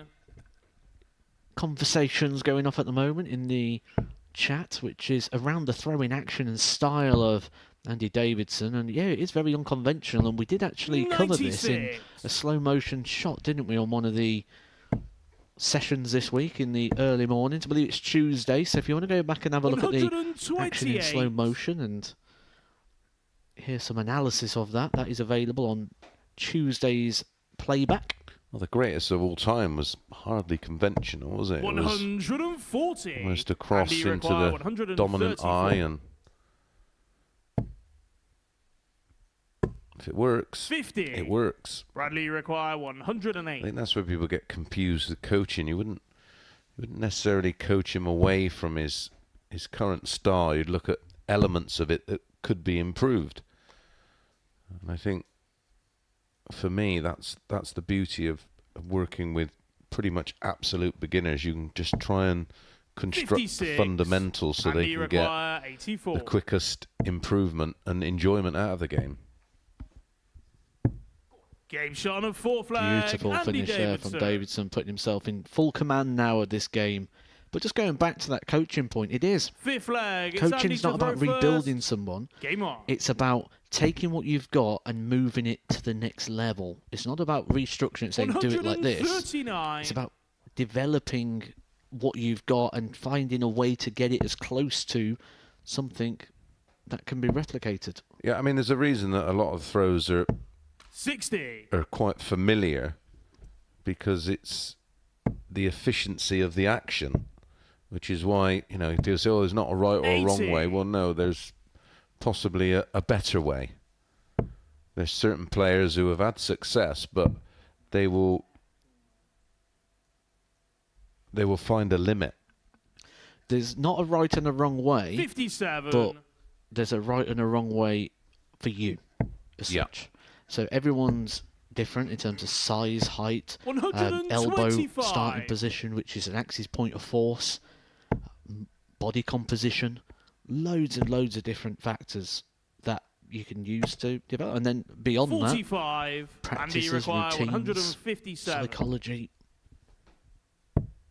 This Game is a shot beautiful and the way match, to end the Andy game there for Andy Davidson. Davidson. What a performance and what a group we are having here in Group C. Andy Davidson says, I'm going to join the party. You are a winner. Well done, Andy. A big, big performance, averaging 105.99. A 3 180s. Brilliant 157 to get it done. Can this continue? It looks like it might. This is a very hot Group C. Kieran Teehan takes on Andreas Harrison next.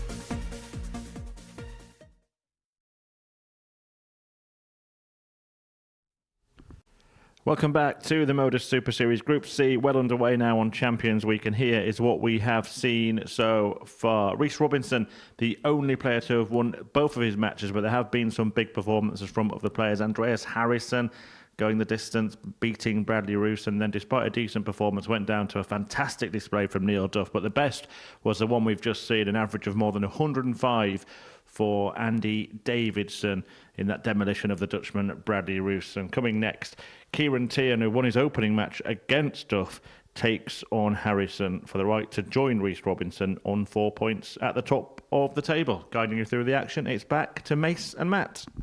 Thank you very much, Chris. Yeah, what a wonderful start this has been to this Group C Champions Week campaign.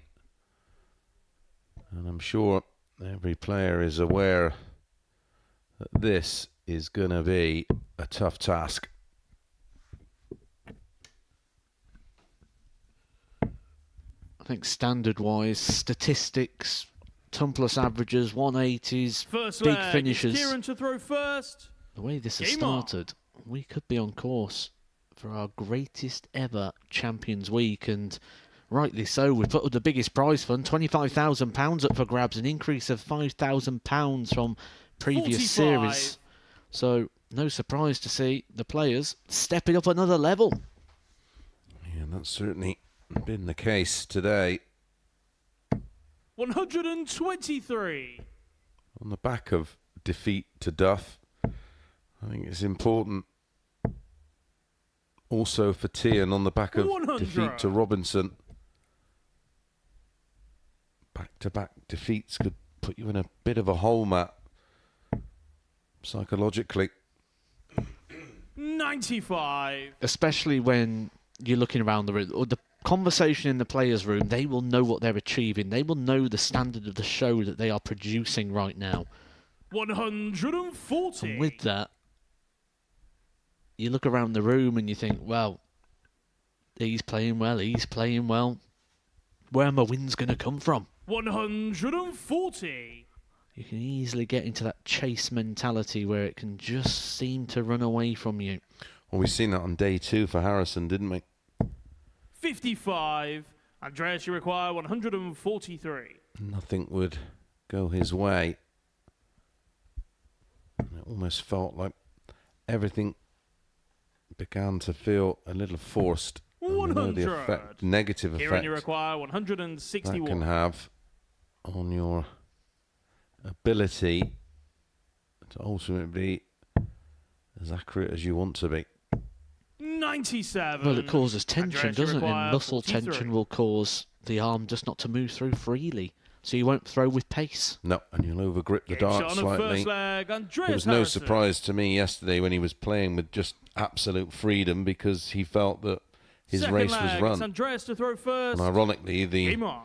only game he lost could have secured Group P for this evening. 182. He is someone who needs to play with that freedom and the relaxation because he does have a little bit of floatiness to the throw, doesn't he? Yeah, it's languid, isn't it? And a lot of these throws that are similar, they have to be almost like you're practicing, just playing with that freedom, 140. that carefree attitude, and then you'll tend to get the best out of the action. Well, ultimately, there's one word you kind of need there, and it's trust. Trust the throw. 182. Absolutely. Perfectly put.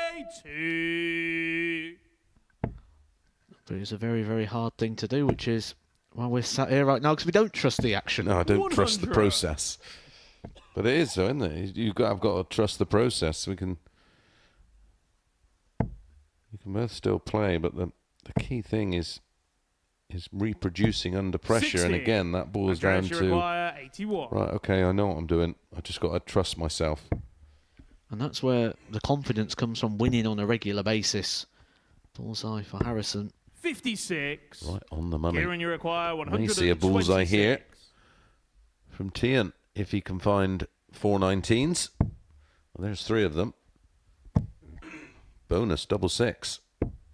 120. Andreas, you require 25.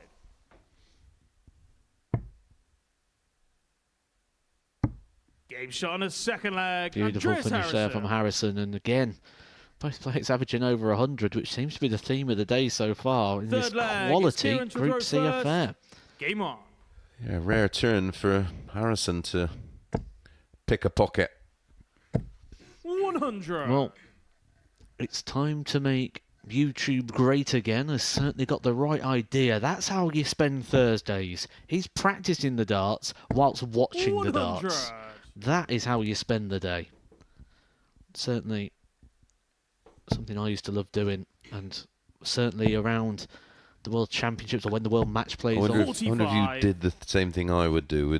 You'd sort of say, right, I'll play against. So you have the two players playing, and you would play the role of one player against the other. Yep. Yeah. Yep. 100. If you are playing that game, you're probably not going to find too much success today. If you are, you should be here. Because this is elite today. This is absolute elite standard. 46.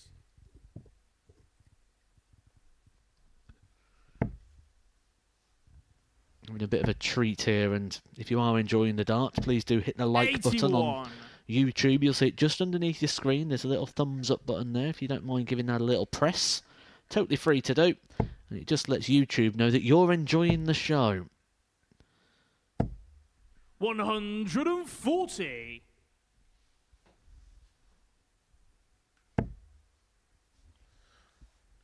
Well, it's nearly 1,800 of you enjoying it Kieran, at the moment. That's just on this platform.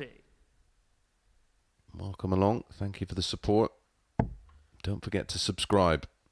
Well, you say that we've only got 142 likes, so 45. that ratio not too good at the Andreas moment. We'll see if we can 99. get that improved while we watch Andreas Harrison on the ice cream finish.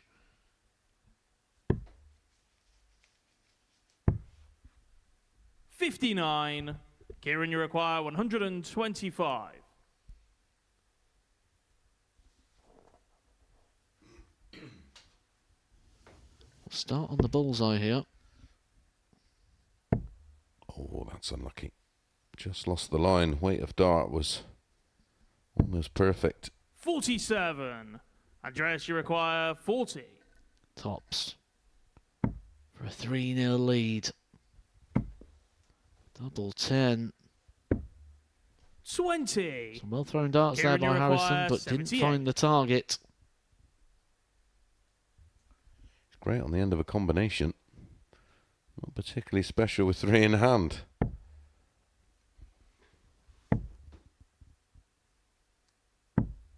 $38. You'll get another opportunity, Andreas, a you reprieve, require a chance, 20. a second chance to break the throw again here of Kieran Teehan.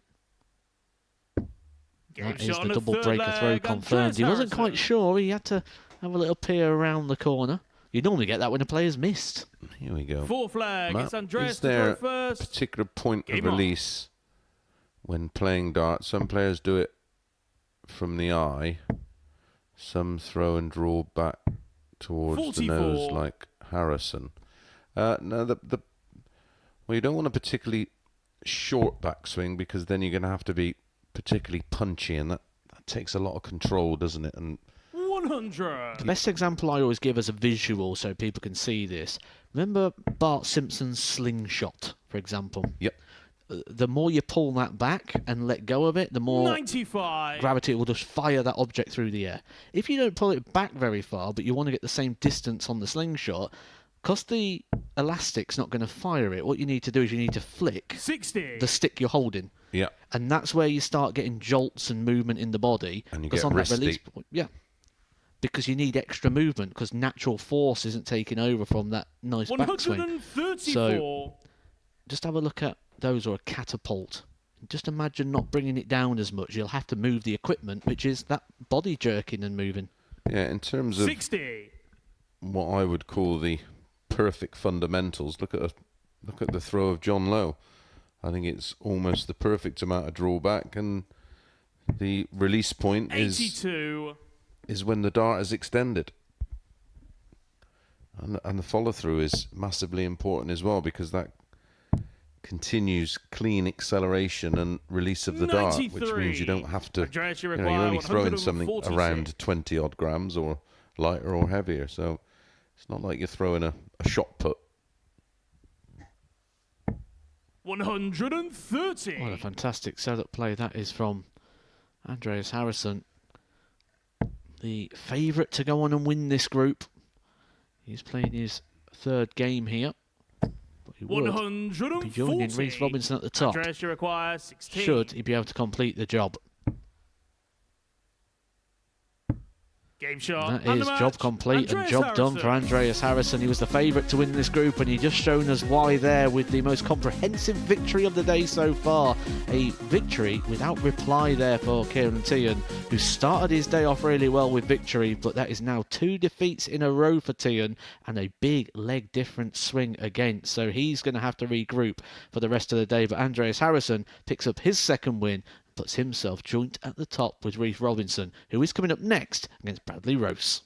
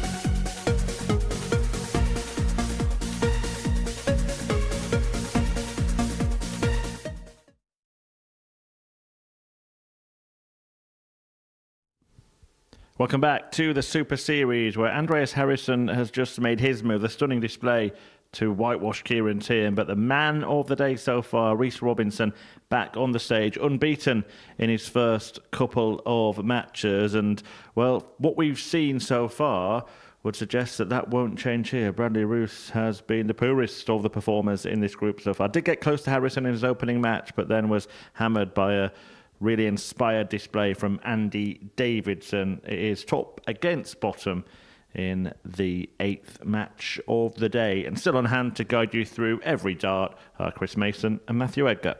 Thank you very much, Chris. Yeah, that Andy Davidson performance was outstanding. 11, 12, 14 and 15 the darts used to win that tie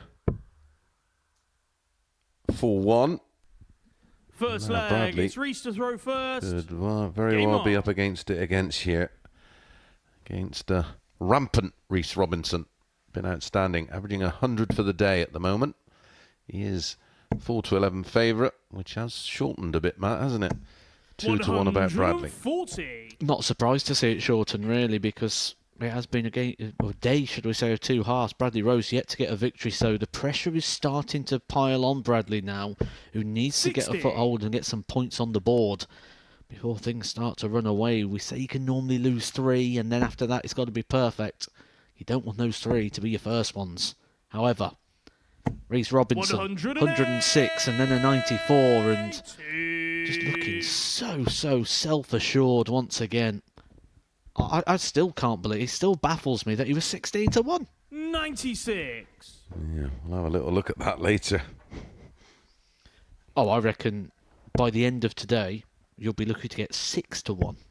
Exactly what I was about to suggest. 55. When you look at the CV as well of Reece Robinson, he does have quite a lot of experience. He's been a tour card holder on multiple occasions across different eras or generations. You require You 126. mentioned that run at the UK Open. That was now 13 years ago when he was at the old Reebok Stadium in Bolton. Remember it quite well, actually. It was a breakthrough for quite a lot of players. Quite a lot of us made the last 32 there on debut. Myself there. Andrew Gilding. 86. Reece Robinson. I believe Richie Howson got quite deep that year as well, if I remember right. 100. Remember playing Reece, you require 40. Joe Cullen on debut there. Well, his debut, not mine.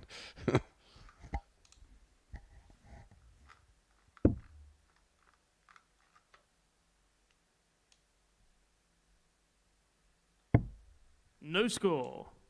Bradley, you require 151.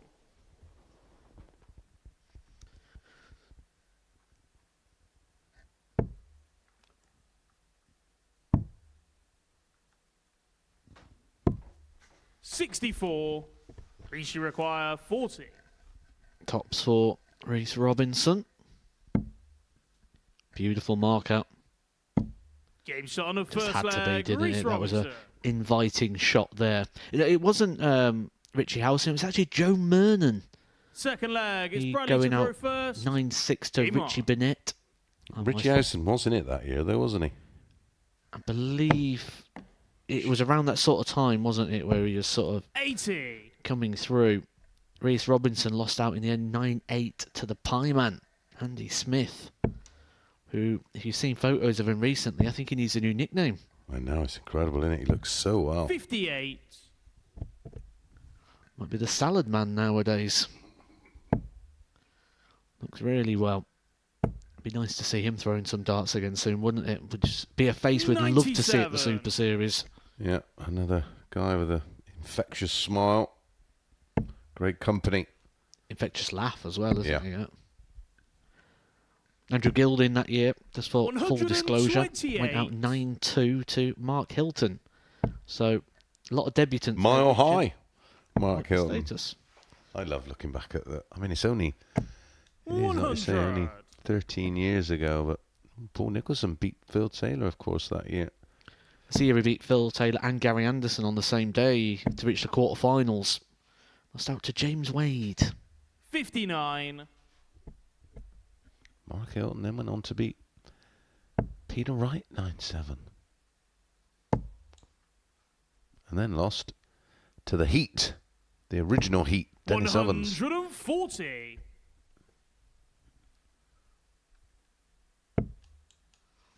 How did Chris Mason get on that year, 2011?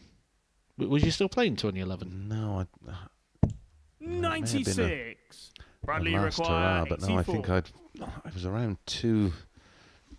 Yeah, it was around that time, so I'm not sure.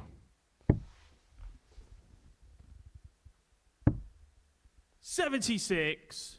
Reece, you require 160.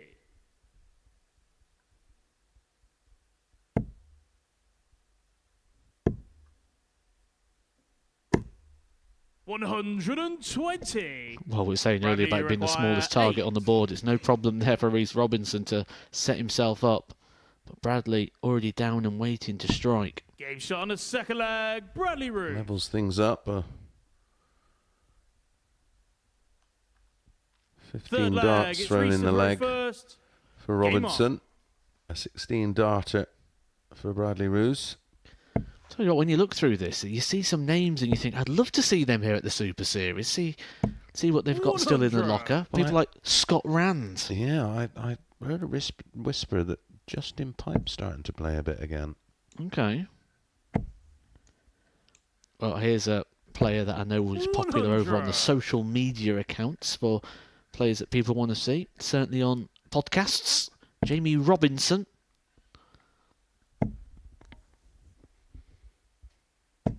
100. But no, I don't think he was in that yet. Who did you beat in round 1 there? Nigel Hayden, the Undertaker. Probably someone else I'd like to see here, actually. Yeah. 60. Very good player from the Warwickshire region. But he was in Leamington Spa. Played in the both PDC and WDF World Championships. Correct, yeah. Fine player. 134.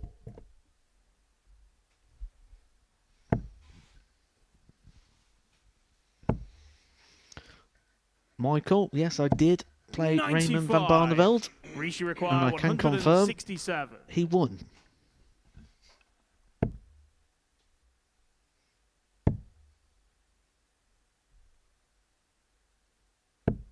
$47.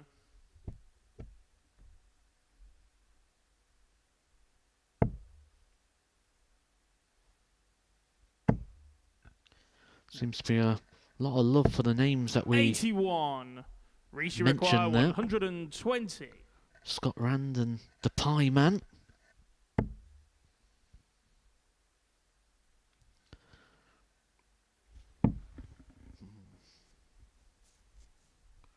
He's thrown from the middle, the right, and the left of the hockey. 100. That would have been like the old football hat trick, wouldn't it? The left foot, right foot, and header. Yeah, the perfect hat trick. I thought he was going to 83. apply for Reece Strictly. required 20. He's doing the shuffle. Game shot on the third leg. Reece Robinson. Well, he's still averaging over 91. Fourth leg. It's Bradley to throw first. Game He's on. playing well within himself. Someone asks, Tim Monk asks, any idea what happened to Benito 80. and the pass?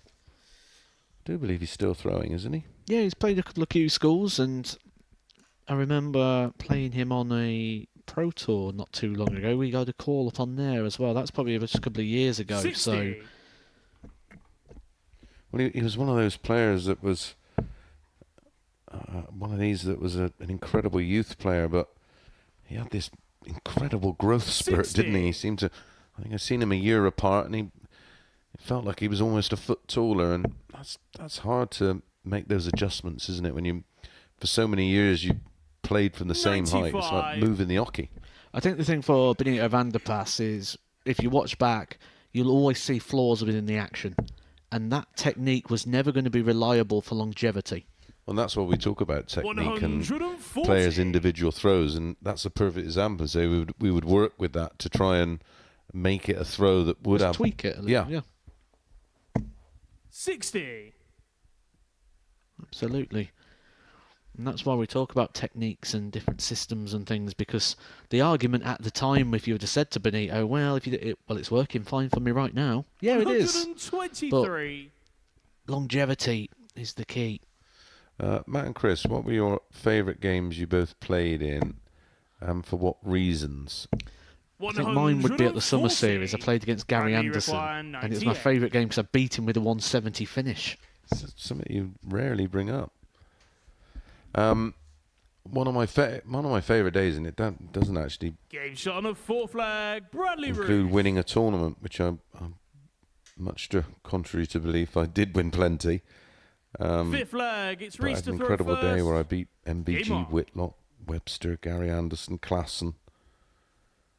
Eventually losing in the semi-final to Terry Jenkins, but had a wonderful game with Andy Fordham in the Worlds. 108. An epic with Adams. A great one. Everyone asked about Eric Bristow stories, and Barney was looking to do the three-peat, something only Eric had done in 84, 85 and 86, and I was on the phone pretty much daily, and went to see Eric a couple of times for a couple of practice sessions. He was, whatever you do not let him win. And he beat me the year before in the semis, and going into that particular tournament, I was on fire. I was hitting 100+ averages all over the shop, and I bashed him up 3-1 with a 100 average. I do really like this question here from Robbo, but I'm going to pass it straight back again. We're going to have a pass the parcel of the question.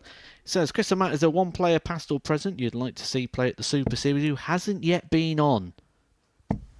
Would you like to tell us, if you're watching 64. along, who would you like to see at the Super Series?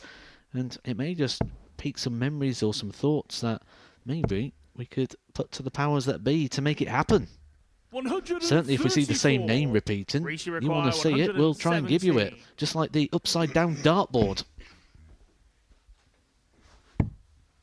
Well, the closest thing we had to this, but there was still plenty 45. of distraction. Some of you brought up yesterday the Champions League of darts. It was played at Crondon Park, but you were back-to-back in a room, and it was on the floor. 43. I'd love to have seen Reece what requires Taylor, at his 72. absolute pomp, could have achieved here during a weekly campaign, and the numbers he would have produced, because this is the ultimate environment. 32.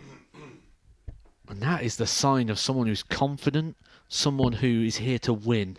Reece Robinson missed that. Doesn't think, it's all right, I've got another 3 darts. He's frustrated that he hasn't done it quicker. 100. Reece require 40. Game shot on a 5th leg. It is Reece 3-2. Robinson.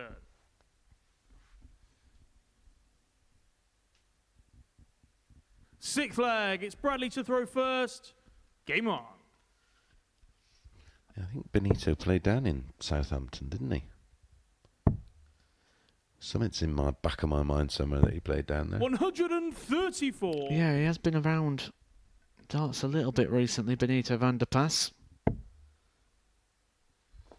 Foam said, wish the commentators would talk about the darts game, not other stuff. It's 140. distracting. There's a little button, I'm sure you've, apart from the one that is on your device, if you hover over the screen, next to the live button to the left, there's another one, like a speaker icon. Press that for us.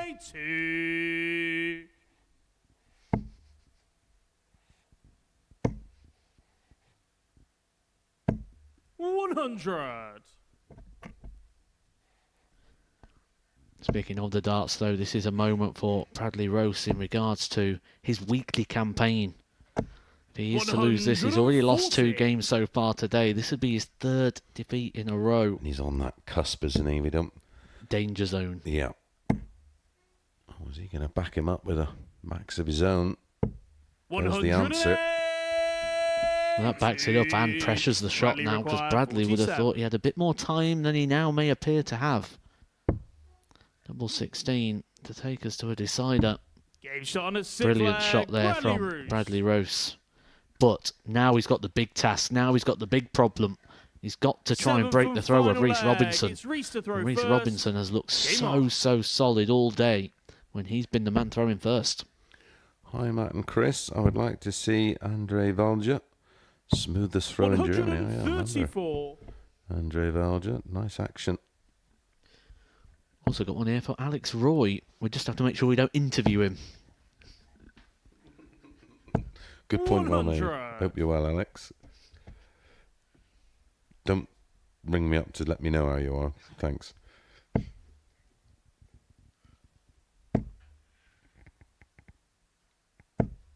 Chris, Matt, do we know the lineup for next week? Yep, give me one moment. Yeah, if you stick around, we'll let you know. Next game, Neil Duff, Andy Davidson. We'll let you know the lineup for next week, which is a 60. specials week for the lady players. First women's only week. But this, Reece Robinson, we said beforehand, is so solid on the throw. And after that first start, you saw Bradley Roose's reaction. He knows he needs to rely now on mistakes of Reece Robinson. And he's going to have to rely on a lot of mistakes here for Reece Robinson, who's got a minimum of 6 93. darts here at the 87. Reece require 87. Doesn't need to chase down the ball should he miss the treble 17. But hits it and eliminates all those possibilities. It's double 18. 51. He's looking at an 11 dart possibility there, Reece Robinson, but again, will return, but just got that winning mentality here. Seems frustrated at the fact he now needs to throw more darts.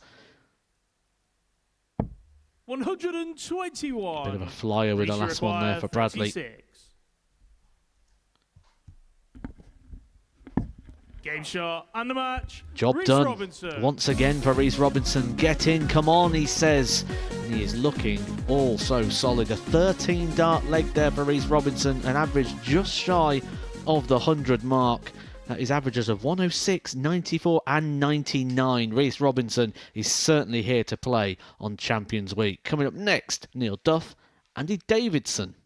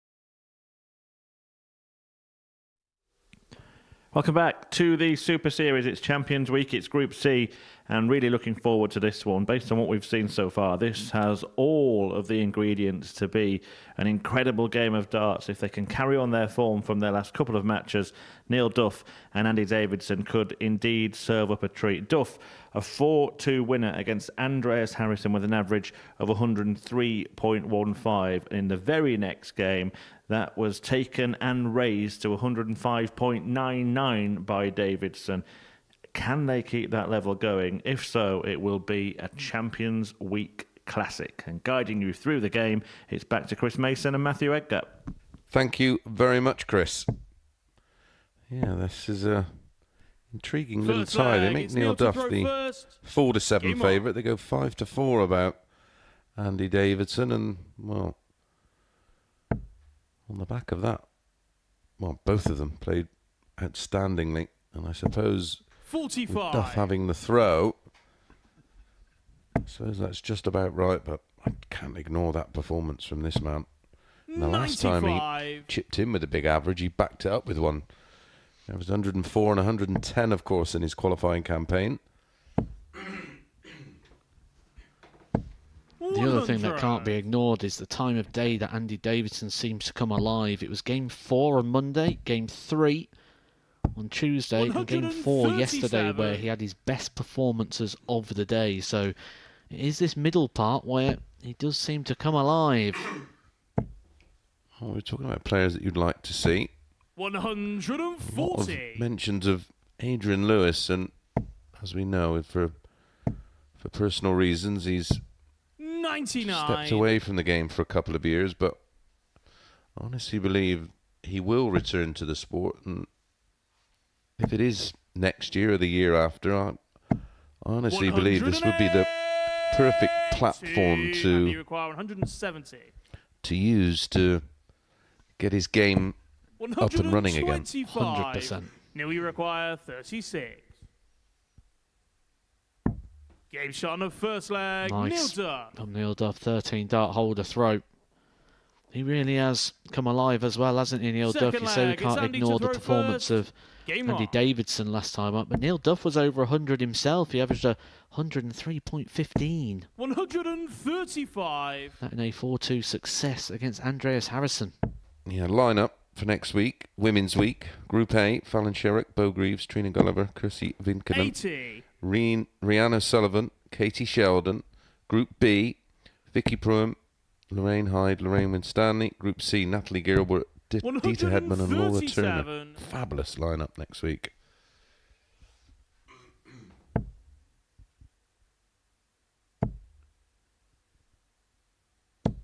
$140.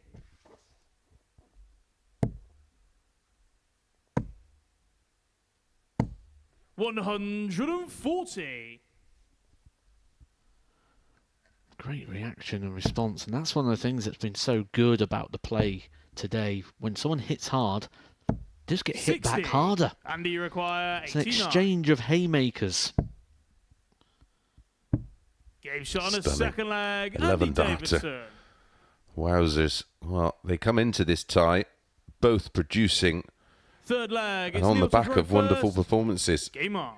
Well, they've taken it further. 106.5 for Duff. Davidson currently at 124.83.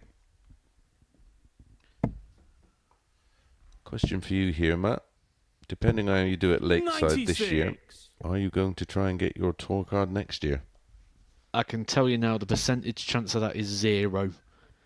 And the reason being, 140. next year I do plan on having the required surgery, and I've put it off for far too long, and it needs to happen. Next year is the perfect time for it to happen. 55. So I'd say there's more chance of either not playing or a secondary campaign for Lakeside. Someone asking about Barry Bates. He's played here a few times. Barry, 57. another great guy. He's still playing a bit. He's got a dart shop, hasn't he, Barry Bates? Oh, I didn't know that. Yeah. Yeah. 58. Now you require 164.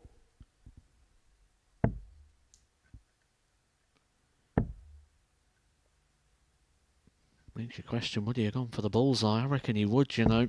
132. It's another beautiful setup play there. Just 12 darts required to leave the shot. This is absolute A-star performance so far from Neil Duff. 140. Now you require 32. Yeah, this is quality. Game shot on This the is third as leg. well as I've Neil certainly Duff. ever seen him played. Statistically, for sure. Fourth leg. It's Andy to I throw mean, this is first. stunning. Game on. Well, something that's just gone a little bit under the radar so far today. Andy Davidson 108. missed starts at doubles. Remember, this is the midway point of his third match. Just one missed dart at the double. And it was a 60. conversation we had earlier. Did he need to tighten his doubles up? He was just a little under par. Wasn't far off, just a 1% difference. Well, he's 140. more than fine-tuned it. Yeah, we've not even had a missed double yet in the match. Duff's 2 from 2. Andy's 1 from 1. 60.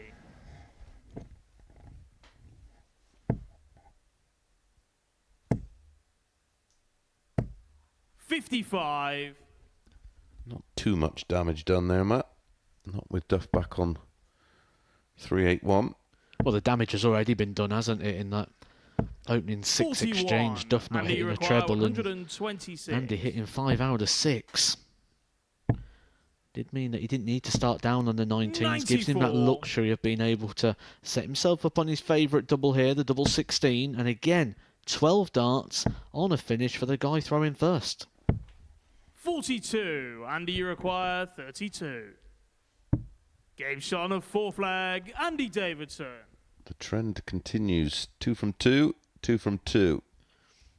The thing is, the averages flag, are it's Neil very to throw good first. in regards to this Game match so on. far. Just shy of 95 for Duff, 112 for Andy Davidson. But what makes that so impressive is the fact that actually against the throw, they've not 60. put anything in. Sometimes averages can be inflated by what you do against the darts, and The actually not getting darts at doubles. well, the guy throwing second has 136. not put any sort of threat up to that throw. But this, the first time we've got a threat on the Neil Duff throw. 76. Andy Davidson set a personal best official recorded average during his qualifying campaign of 121. just over 110, and he's on target to beat that right now. There will be a point where Neil Duff will look at the scoreboard and see these 140. constant 2 treble visits going in and think, what is going on here? Yeah, it's not new to see Duff having big averages, of course. Not too long 98. ago, I think he had back-to-back averages in excess of 104 and 107. 65. Andy, you require 146. 94. Just needed 1 treble and Neil, he you found it require there. Job done for Andy 160. Davidson. Now he's just going to stand and hope that Neil Duff doesn't pull something big out of the locker. He'd have fancied that, and 140. Andy, dart 3 require finds the 52. target. He's been good Game here, shot on and a that 5th continues flag, now. Andy 3 from Davidson. 3. Neil Duff there, leaving 6th leg. It's 20 Andy to after throw 12 first. and not Game getting on. a go. Look at the focus on the face, though, there of Andy Davidson. The whole time, never took his eyes off that board. 99.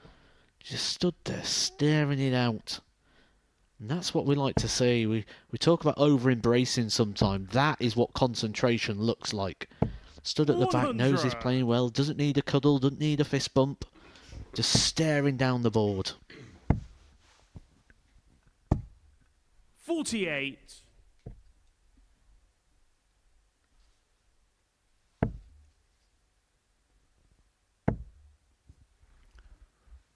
Just got to watch himself 41. here. Won't want to be broke back, and a bit of a reprieve after a relatively slow start to the leg. Oh dear, 65. what a big dart that is. A rescuer, really, to just keep that advantage of throw on his side at the moment. But this from Duff could change the complexion 140. all over again. Well, he needs a big turn of his own, and maybe 134, 96. 96. Minimum requirement, really.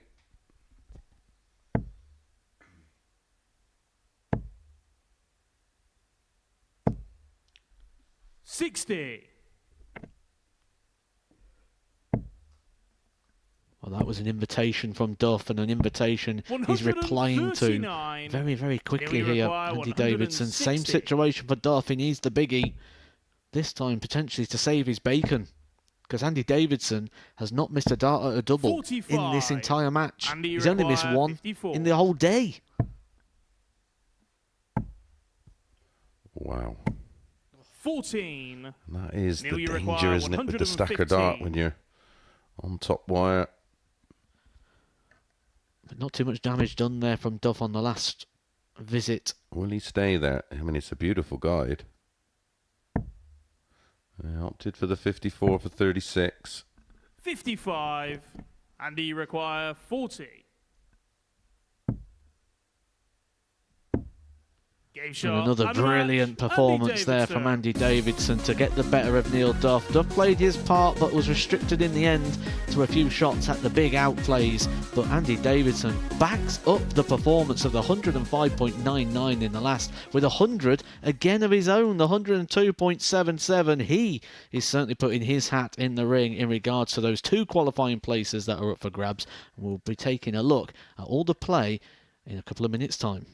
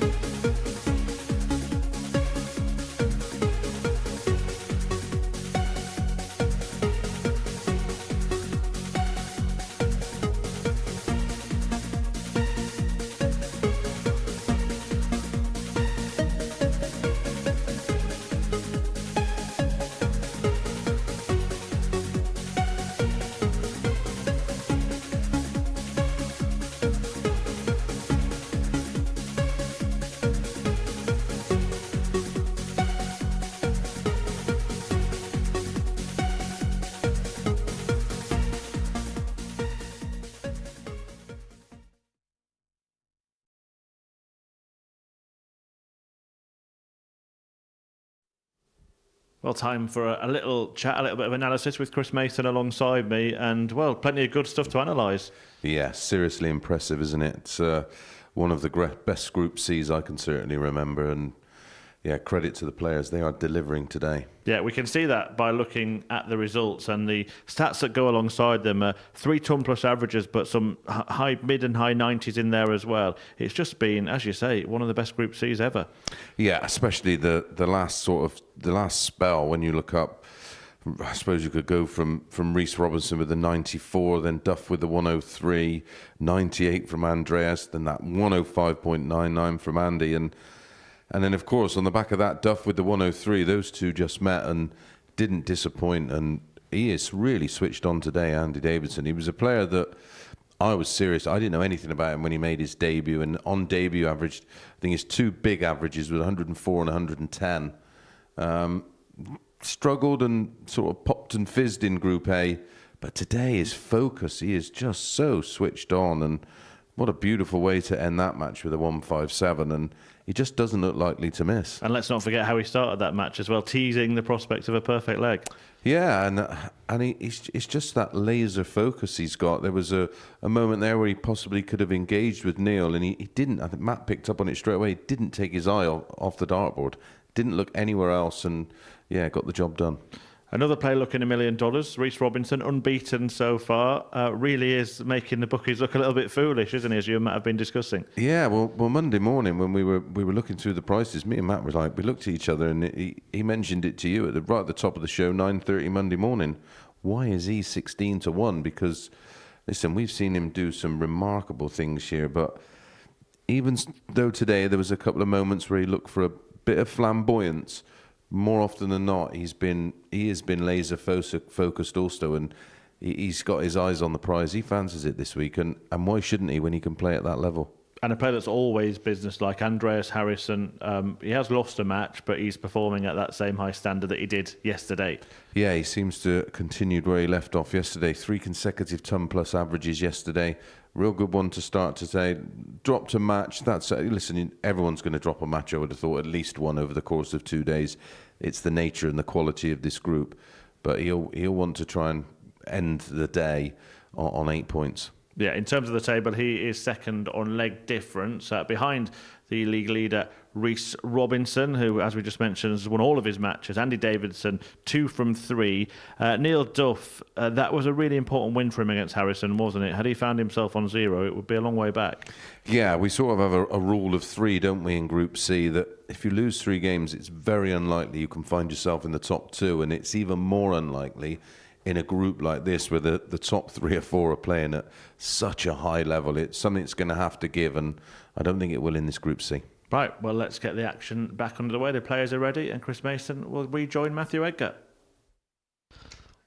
Thank you, Chris. As we rejoin the action, the laser-focused Reece Robinson. He is someone who we've seen some flamboyant things from, but as Chris Mason has just said, not today. All business for Reece Robinson.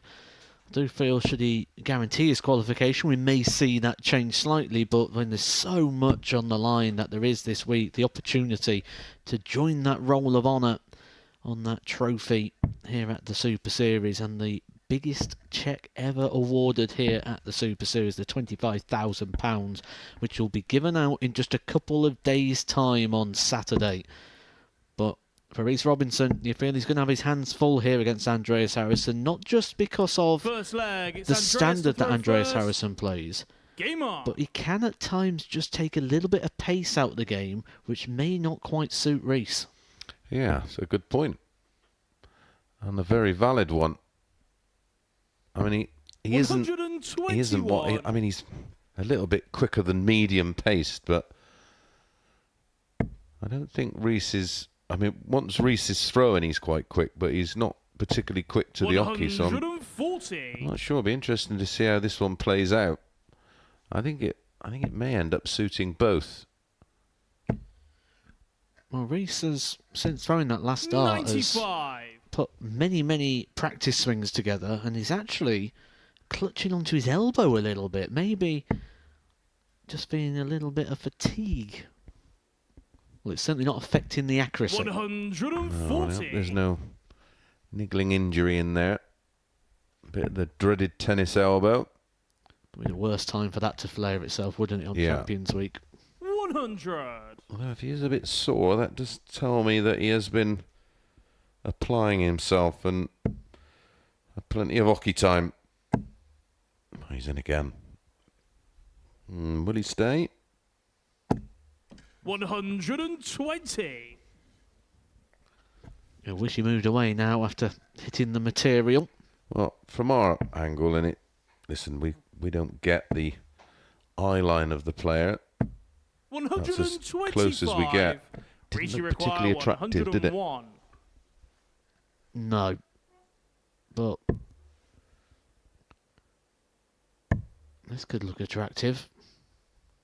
A great recovery. His left tops, and this is that business-like Reece Robinson we're talking about, just taking a moment, not being rushed 81. into it, and pulls it low. Andreas, you require 60. Yeah, maybe had a bit too much dwell time.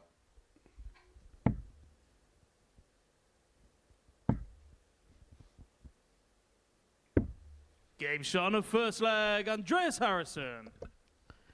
It's only the first leg, but we're seeing a little bit of a emotion. That's probably about as animated as Andreas Harrison is going to get.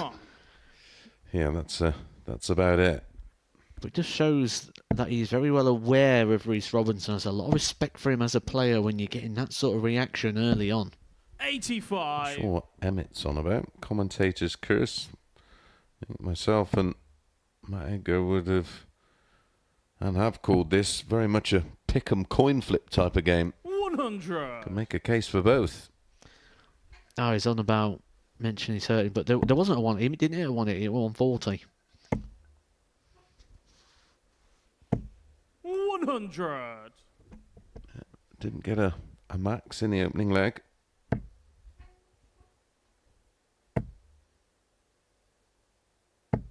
$140.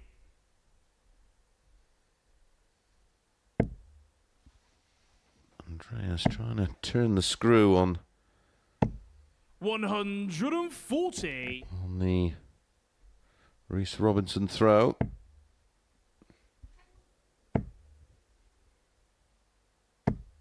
$140. Lovely stuff. Ton 140, 140.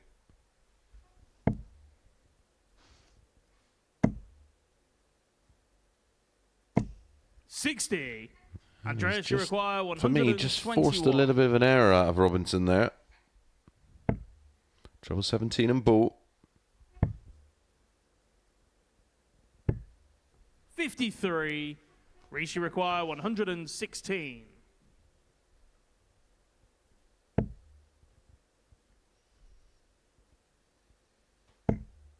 Beautiful dart to leave him double 18, a place he really enjoys and Shot on the camps second out. leg, Reece And Robinson. a reaction and turn there for Reece Robinson. Both players know they're in a game, and they probably eyed Third this up as leg, the it's game that Andreas if they to want to throw win the first. group, Game they're going on. to have a good head-to-head record against each other.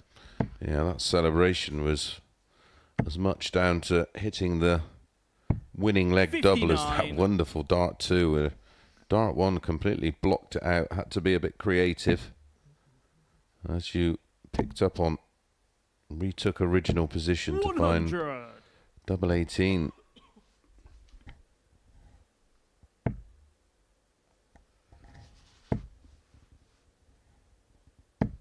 $45.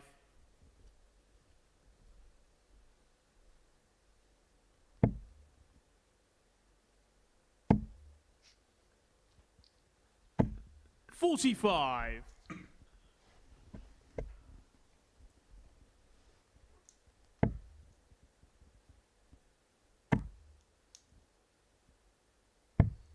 $83. What's more remarkable, Matt?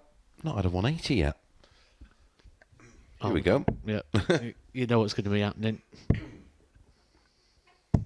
96. But Reece Robinson has hit 8 maximums already today. Andreas Harrison 5. So, on the evidence of what we've seen so far, you'd imagine we're going to see one soon. Only if they stay on the board. 120.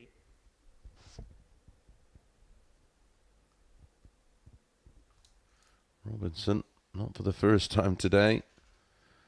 And we're deep enough into this match to make reference to it, averaging 101.92. 51. Well, he was prior to that. Harrison averaging 95.5. 84.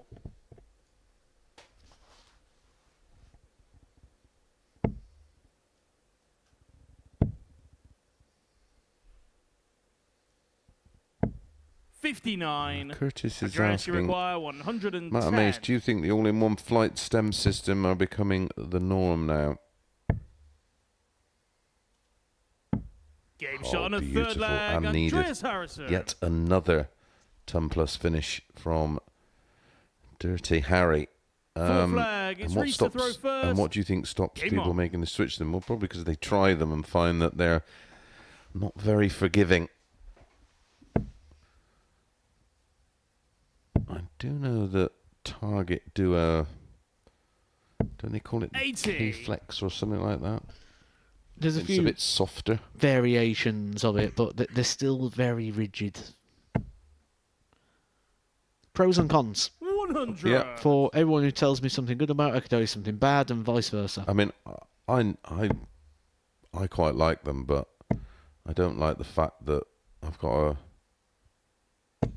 carry a bulky case around to keep them all square. I love the fact that they are so clean, and definitely the dart goes through the air better, but 140. certainly for me, I didn't find them cost effective because they were. If I changed one, I had to change them all. I seem to find that what they are is the start to solving the problem, 40. but not the finished art. I think there'll be developments in that technology over the coming years that will make it something everybody uses. 100. I'd agree with that. As we waited ages for a max, and like buses, two come along in the same leg. We knew we wouldn't be waiting much longer for the maximum. We've got these two players on the Andreas, hockey. you require 81. Single 16. Ball. Game shot on a Huge full flag. moment, Andreas huge Harrison. exchange in a big match. Andreas Harrison breaks the throw. And Fifth now flag. It's Andreas to throw has first. 3 opportunities Game on. to give Reece Robinson his first defeat, 2 of which he'll have the throw. Yeah, if he converts here, he goes top. On leg difference. 47.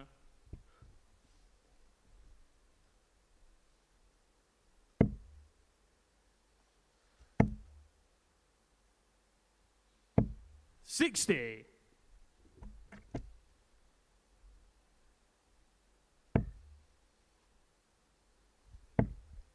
Emmett asks, what is the problem being rigid? 81. Well, if you haven't noticed, the objective of the game is to group your darts as tightly as you can, and 57. sometimes if a dart's on a slight angle, the second and third dart, because there's no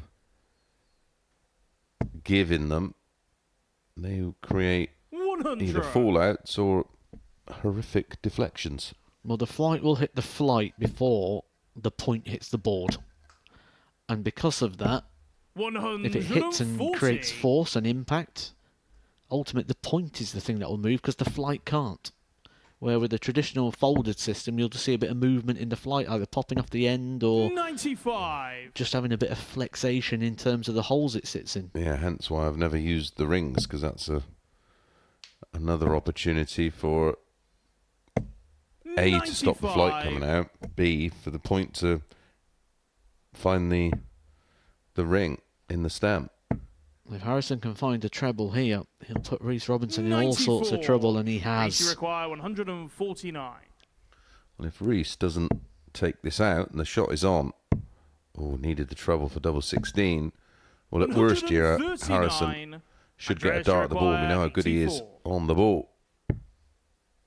Single 18, ball. Game shot and the match. Wow. Andreas Harrison. What a performance and what a check out there for Andreas Harrison. Twice there checking out on the ball. The 81 in the leg before and the 84 there, showing why he is the favourite to win this group and really making a claim against what has been the performer of the day so far in Reece Robinson.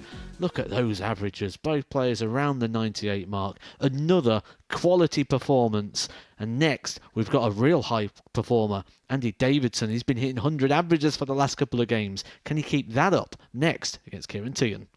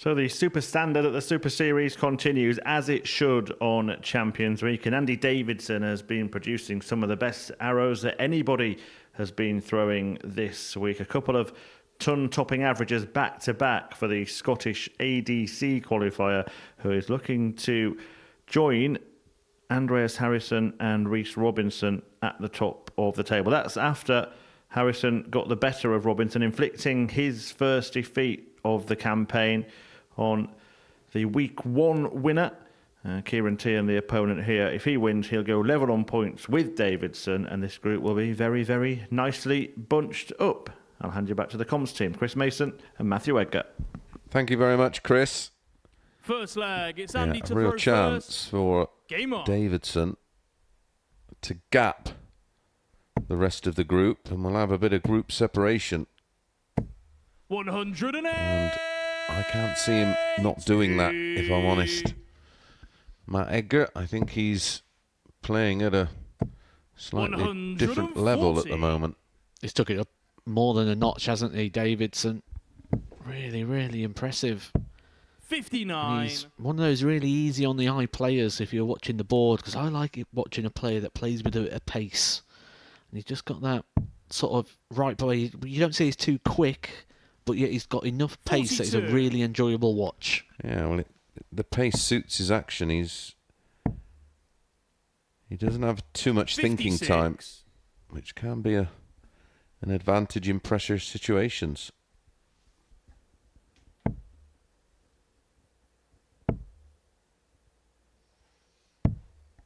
$49.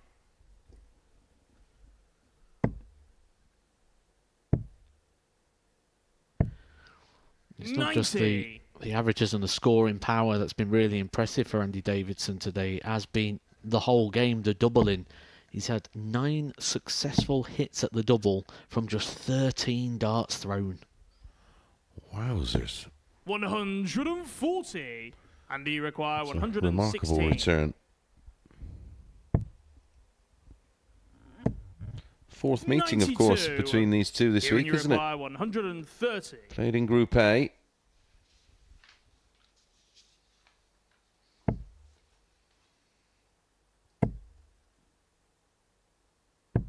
$125. Very And nearly. you require 24. Pick the Game pocket. shot on the first leg, Andy Davidson. Andy Davidson, and that's another double. 1 from 1. Second leg, it's Kieran to throw first. Game on.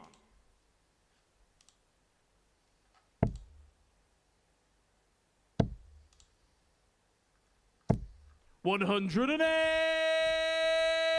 A piece in the 180 column. Very nearly followed. $123.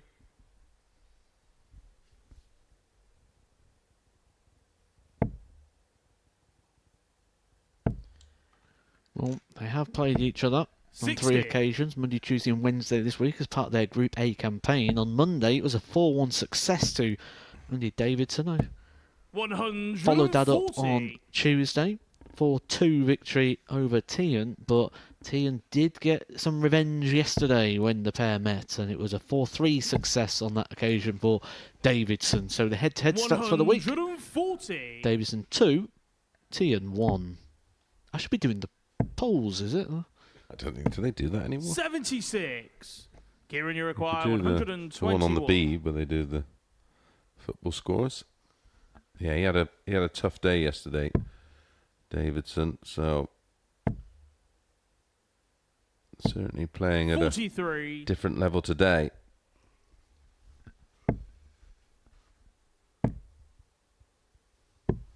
Beautiful play again there from Kieran, you require Davidson. 78. Just when it looked like Teehan was looking in a strong position, he's still in the same position. He's got the 3 darts, but that is wayward. Needs a treble, not that one. So Davidson, 38. an area of the And you board that just require looks so 32. likely for him. Wow, he's missed a dart, a double. Another one. 16. Kieran, you require 40. Ironic.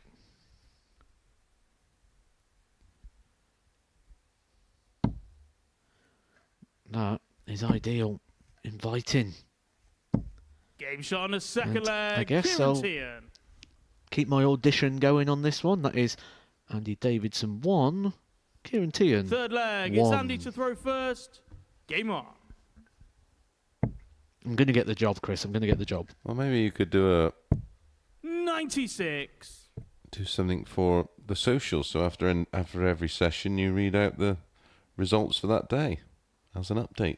I'd nail that.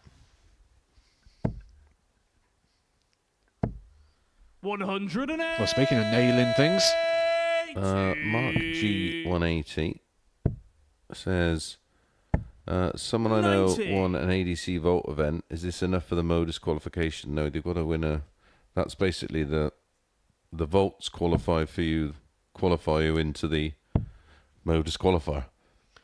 yeah, it's like a regional thing. The 58. Vault's more like an in-house, isn't it? It's Yeah. like the old system of the News of the World, where you used to have Correct. your house, then your town, then your county. It's kind of 100. that sort of system where the Vault's like your house championship, and then you move on to the region where all the house champions get together, and that's where you earn your place here at the Super Series.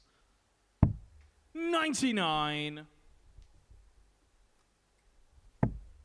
Alex Varga says Luke Humphries or MVG wins Premier League. Or, 57. that's Kieran 2 of the Uruguay, 4. 164. Putting your head on the block there, son. Oh, I just picked the world number 1 and the guy who's won it 7 times. I'm really, look at me. 64. Andy Uruguay, 158. Well, at least they'll get a player in the final because they're playing each other, aren't they? Yeah. 60. Kieran Uruguay, 100. The minimum he's going to get is hit in the post.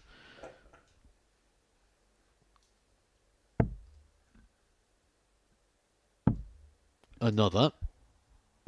Oh, beautiful. Game shot on the third leg. Kieran A little Teehan. shake of the head from Andy Davidson being asked.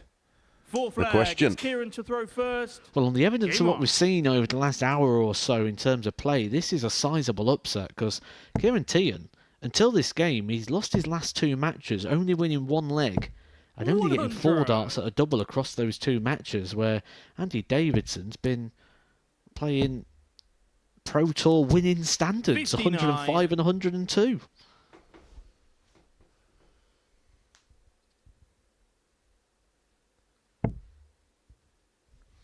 It's a real dip. And I mean this is a compliment. I mean, he's still averaging 88.65, but it is a dip on recent play. 100.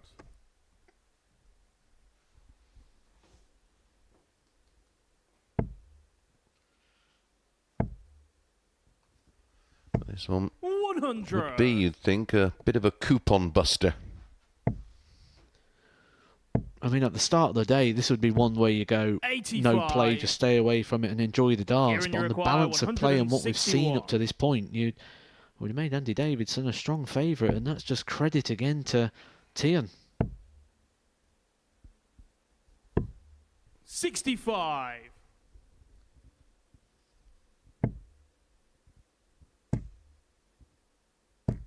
$140. Minimum requirement Kieran that. Uruguay, Taking him down to 96. 117. Or maybe all irrelevant. If he combined treble 20 and double 8. 80. Andy Uruguay, 117.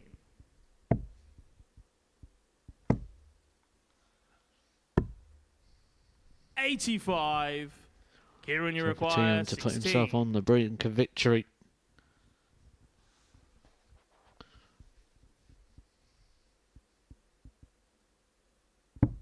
Game shot on a 4 flag. Just looks Kieran so Teehan. self-assured right now, Teehan. Not letting any games lag over, not playing the day as a continuum. Fifth flag. It's It's Andy to 5 throw individual matches, Game and on. there's a lot that could be taken from that. Absolutely.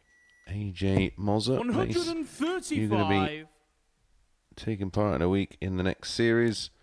Always great to see you play. Well, you're easily pleased. I'm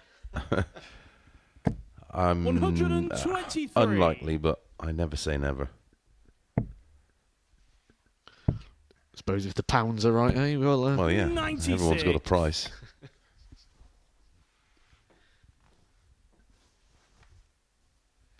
Said here he is throwing terrible. 95.01 Teehan, 93.54 Andy Davidson. If that's terrible, I cannot wait to see you play. 44. Kieran Ballard. Hi, Chris and Matt. What's your prediction for tonight's Premier League? We both gone for Luke Humphries. 100. We have. I've said MVG, there's good value. Really good value. There is a video available on the Modus Super Series TikTok channel where the social media team went around the building today getting everyone's opinion on who would win the Premier League. Andy, you If you want to go check that out, it's on the TikTok channel as we speak. You're 75. a TikToker now, aren't you? I'm giving some talking and ticking a go, absolutely. Join the fun. Completely different platform as well. It's a 58. really creative platform. 95. So I know there's some great stuff over there on the Super Series channel as well. So go check Kieran, it you out. require 142. Yeah, someone in that department here at the Super Series was showing me a bit of the TikToking. Oh, another one of those for tops.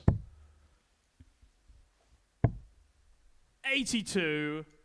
Andy, you require 40. And he's gone from hardly missing a double. He's eventually got there. Only 2 from 7. Both had the same amount of darts at a double in this one. But this is the key leg for Teehan on throw. It's Kieran to throw first. Game on.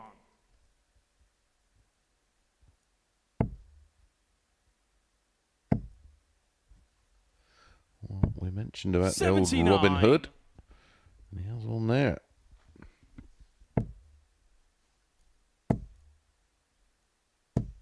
Both players using traditional 2-part stem and flight systems.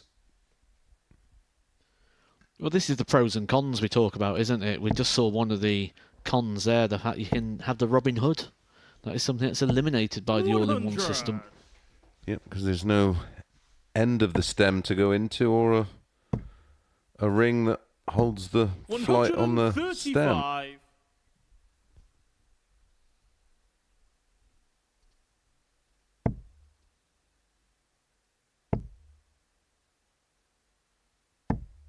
58.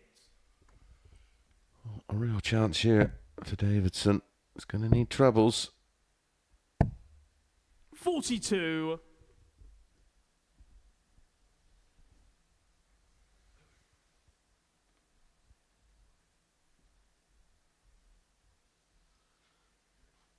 Just taking the pace out the game again, Teehan. But this time not quite as effective. 30. Any time in the past where he sort of took that pace out the game, it's normally been quite productive straight away for him. 140. Almost halves his score, but he's going to be first to... Well, he's going to have the first opportunity at a finish.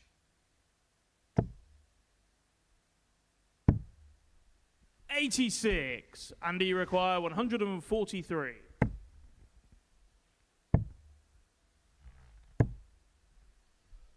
91.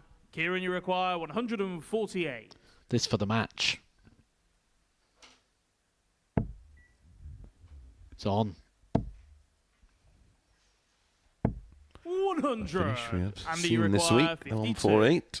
Amongst pretty much all of them, except the 167 and 170. 20. Edging closer and Kieran, couldn't you find the require target. 48. Is that this incredible run for him? Done and dusted.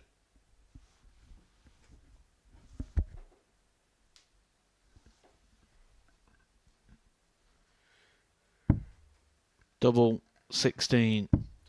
Game shot. And on the balance of play, an upset there from Kieran Teehan. Andy Davidson came into this game in flying form, 105 and 102. It was never going to stay up to those levels, and the second he's just took the foot off the accelerator slightly, he's being punished, and that is what happens here on Champions Week. Kieran Teehan was getting into a bit of bother, winning just one leg in his last 2 fixtures, but he's back up and running, and he's back in the winner's enclosure. A 4-2 success there for him over Andy Davidson. But coming up next, we look to the bottom end of the table where there's jeopardy coming for Bradley Roose and Neil Duff.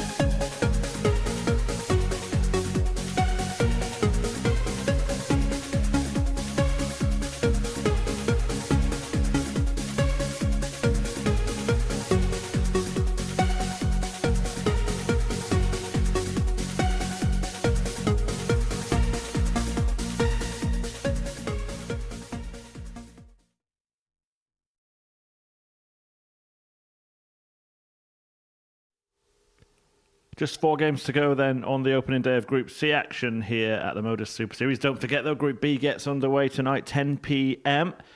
Many of you may be watching the Premier League, and as soon as that finishes, you can join us and check out the remaining players in action this Champions Week. The likes of Bradley Brooks, Cam Crabtree, Conor Heenan, Darius Labanauskas and Jimmy Van Ski contesting that group. But trying to stay in contention in this group are Neil Duff and Bradley Roose. Bottom of the table, Roose without a point to his name so far. And you'd have to say if he loses this match, and his race may well be run without the first day even being finished. Neil Duff, we've seen the best and the worst so far. If he wins this one, though, he's within 2 of the top 2. And our top 2 are Chris Mason and Matthew Edgar. Thank you very much, Chris. Yeah, these two built up quite a friendship over the years. I can assure you that will go out the window here. This is all business, and it's a big game. A defeat here for Bradley. And in my opinion, his opportunities of qualifying are absolutely minimal.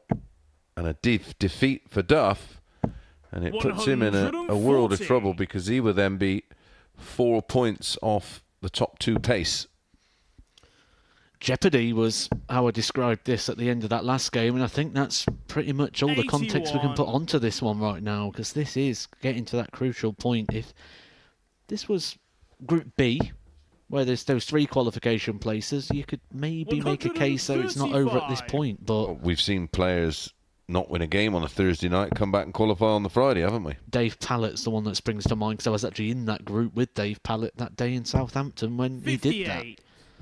I remember the social media afterwards, it was one of The Undertaker. 59. Although, you could also call it the Tyson Fury as well, couldn't you, when he got up in that fight after being knocked down. And I tell you what, some of the comments around that was absolutely brilliant. My favourite was Tyson Fury beats the 10 count, despite being clinically dead for 9 of them. Yeah,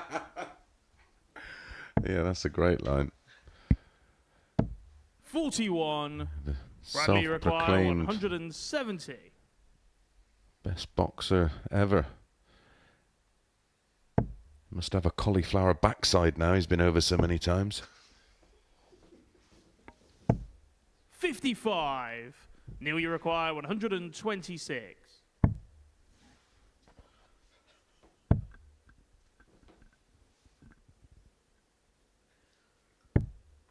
86. Bradley require 115.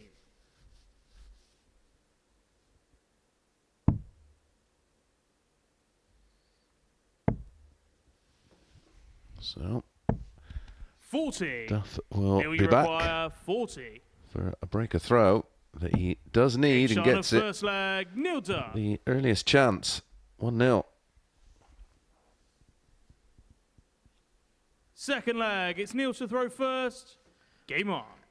There is just a look of dejection at the moment across Bradley Roose, which could be a little concerning, but also very expected on the balance of play that has been today. He hasn't played bad at all. There was just that one performance, game number 2, where his performance levels dropped, but he's averaged 92 and 94 in defeat. 58. And that can be disheartening sometimes when you're so close but so far away. And his qualifying average was around 86, so he's almost, well, he's actually playing above that level.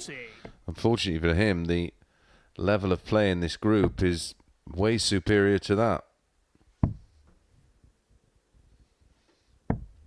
57. Oh, here's a really good question. Kieran Ballard, I like this. Hey, Chris, do you think Luke Littler will win a world title before MVG wins another 60. one? Great question. So, over to you, Chris. He asked you. Just looking for a bit of help there, pal. No, it says Chris. And Matt. Hang on, let me just get a bit of...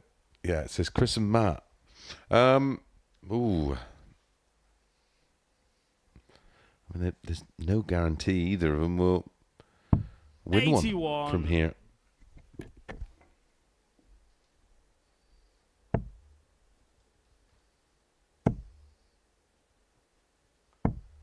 58. Neil, you require 40. Tops after 12 for Neil Duff to double his lead.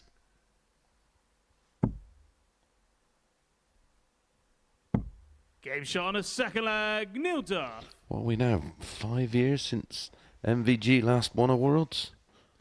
2019? Third leg, it's Bradley to throw first. Game on. Wow, when you put it in that sort of context, yeah, it feels weird, doesn't it? That it's been some years. You always feel he's due, though, don't you? You always feel he's someone that's going to pick something up, and it's even like tonight going into the Premier League finals.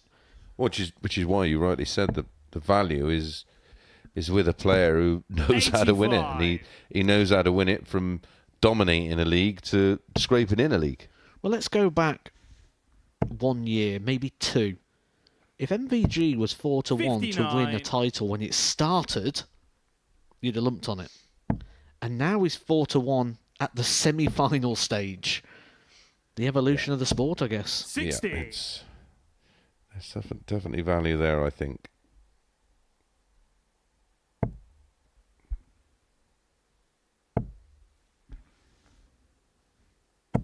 $140.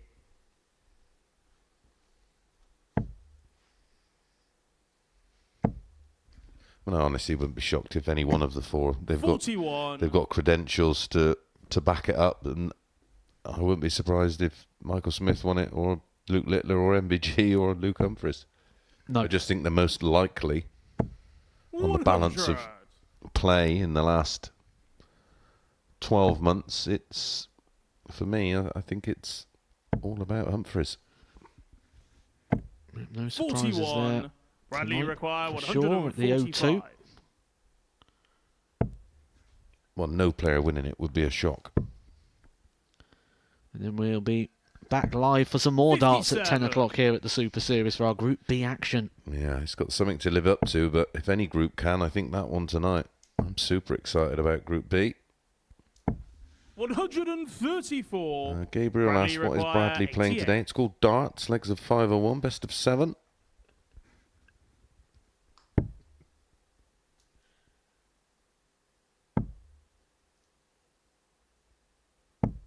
$68.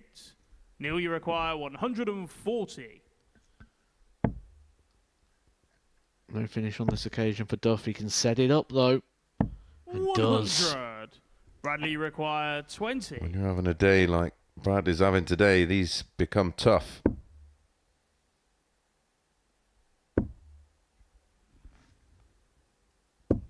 Game shot on a got there third in the end. leg. Well done, young Bradley man. Roose.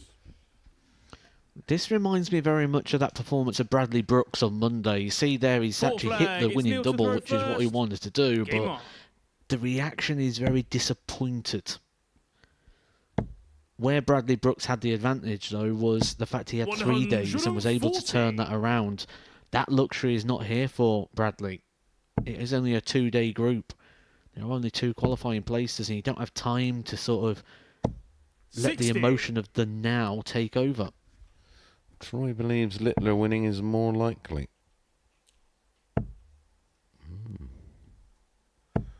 Elaborate 60. on that one, Troy, on the basis of exactly what?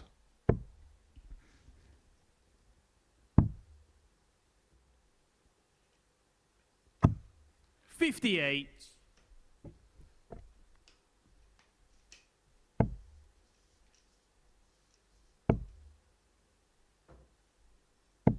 $60. Bradley with a 2 big trouble visit here. Can get himself right back in the leg. 60. That's just unlucky, isn't it? One below, slight over adjust on the top wire. Tries to adjust back down. 100.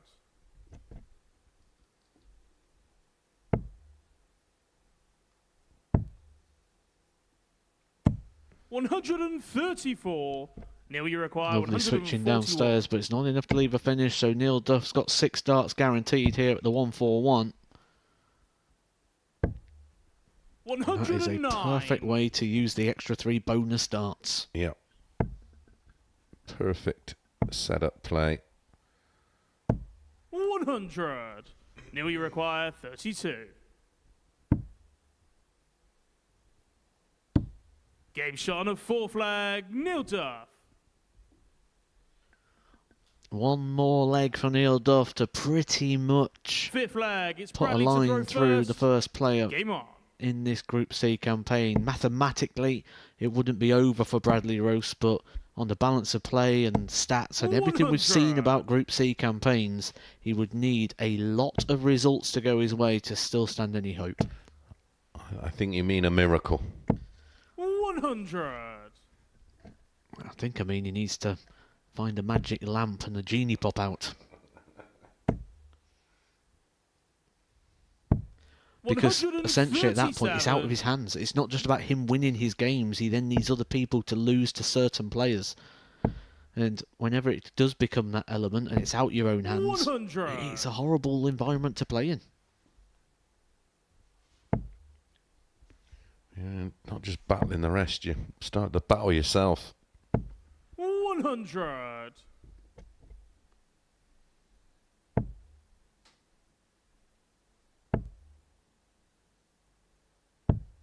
$44. Bradley require 164.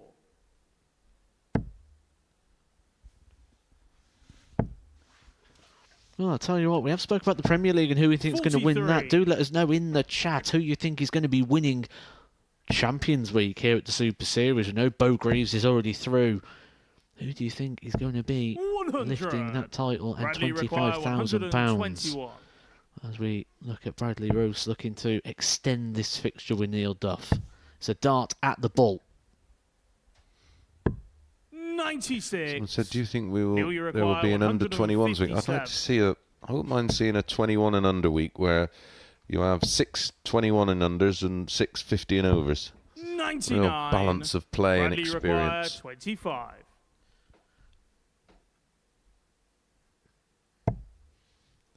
Ooh, a wayward dart.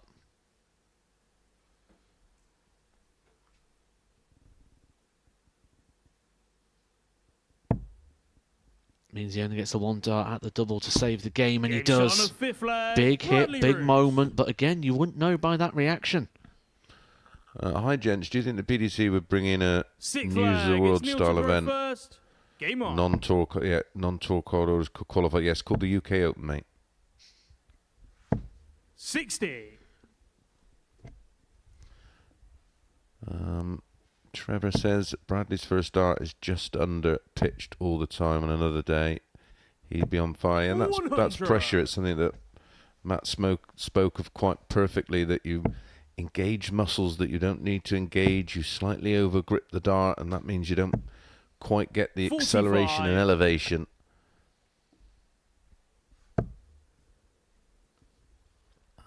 James asks us if we had a player to hit a double, who would it be? 43. James Wade double 10, or Mensa Sulovic double 14 if we're talking in their prime.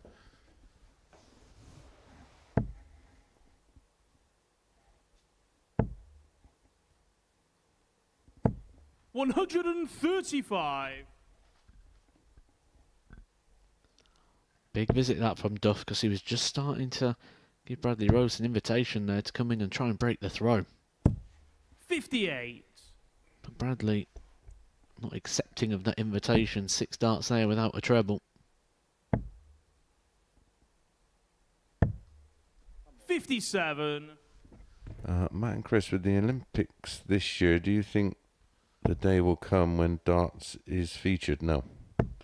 Neither should any sport that doesn't have a certain element of physicality, like 100. walking.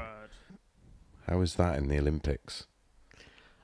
I don't think it will be in, and I don't want to see it in, because...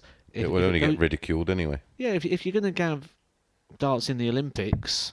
82. I want to see the very, very best taking it on, and we know the tour card holders wouldn't be allowed to play in the event, and I think we'd get a watered down. It wouldn't be what people think it's going to be. No, I agree. 60. Neil, you require 122. This for the match for Neil Duff. Does make me laugh how archery and shooting are included, and walking.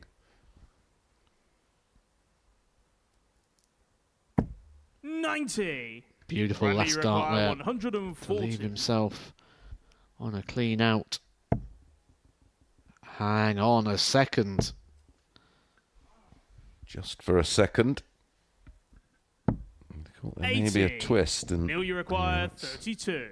a bit unfortunate, but Neil Duff, usually with 3 in hand, is Game reliable. shot and the match. And that Neil is Duff. the case here as Neil Duff, well, with a much needed win, joins a group of 3 on 4 points in positions 3, 4 and 5. Still 2 off the pace of Harrison and Robinson, who are on 6. Bradley 75.12. A very competent 86.38 for Duff, just the 180 in there, but very good finishing. 4 from 8. When we come back, Andy Davidson back in action against Andreas Harrison.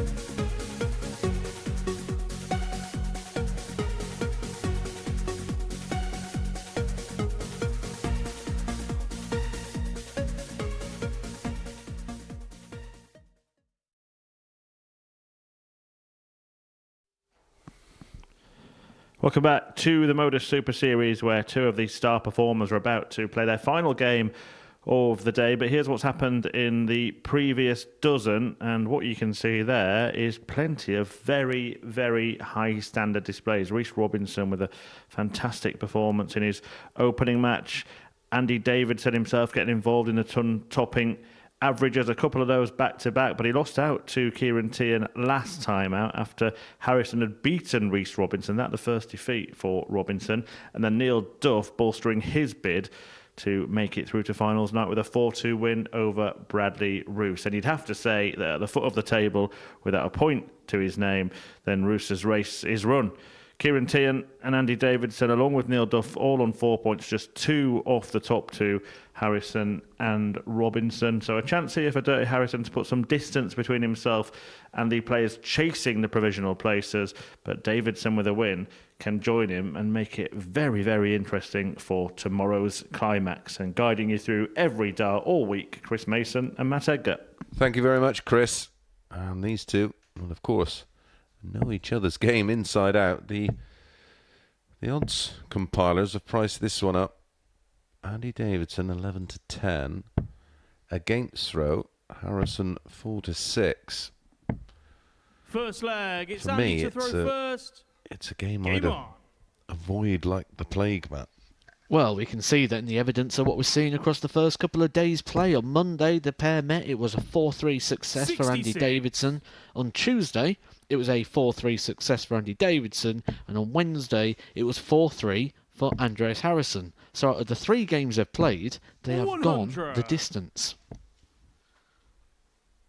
If you're happy taking short prices on a last leg shootout, 60. Yeah, it's 12-10 on 12-10 in legs overall, favouring Andreas. Yeah, this would be a game that I certainly would avoid. 60. And we've seen enough from both today to know that either one is capable of winning the match. 99. let's just for a second consider the league table, and we could see some real shaping over the next 2 matches. Andreas Harrison taking on Andy Davidson, and Reece Robinson will be going up against Neil Duff. If them 83. games go the way of Andreas Harrison and Reece Robinson, we will have a 4-point gap between the qualification places and the chasing pack. 123. Yes, and Neil Duff playing Robinson next, and Teehan playing Bradley in the final match of the 94. session. So there Andy, really you is an require opportunity 153. for Harrison here. 85. Andreas, you require 164.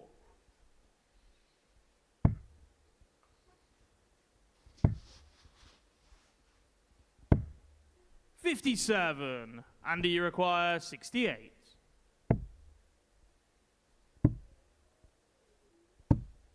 $52. This is the thing where we need Andreas, to you do more require polls on our chat, 107. isn't it? We can have a, I don't know, maybe a 1-minute poll to see where the viewing 51. public, Andy, you which way they require see this one 16. going. There's a mix already. I see Game people shot on saying, the first oh, leg. Andy, Davidson. Dirty Harry, Andy, Harry. Hence, this is a game that Second leg. It's maybe Andreas best to throw avoiding from a first. betting Game on. standpoint.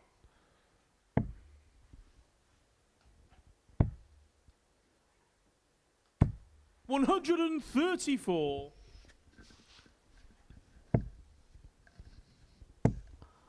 Seems to be a lot of support for Andy at the moment. 59. Handy Andy. From Bristol, you'd say he's good mind. 59.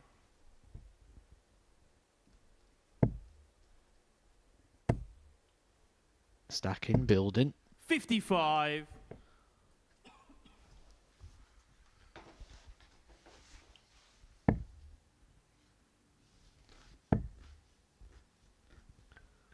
Oh, well, just by 90. magic, got a poll. It's up there. Look at that. 140. The magic of live broadcasting. I might vote on that myself, actually. Yep, I'm gonna chip in. There we go, just add my vote. Just add mine. 94. Currently,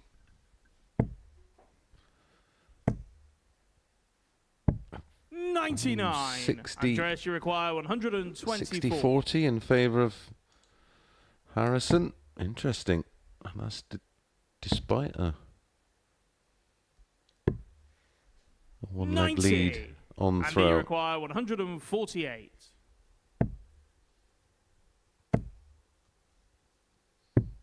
$120.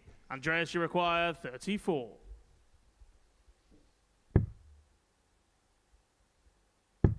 Game shot on a second They leg. rarely hit. Andreas Harrison. Double 17. We're seeing it all today. I think Richard F's Third put leg, a it's Andy very to good throw comment first. in the YouTube Game on. chat at the moment, but regardless of the outcome this week, so encouraging for Andy. Absolutely. 125. I don't think we'll have to wait too long to see him back.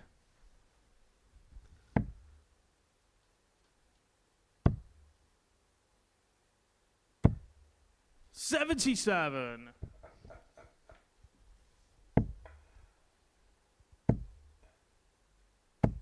$100. That vote has been completed.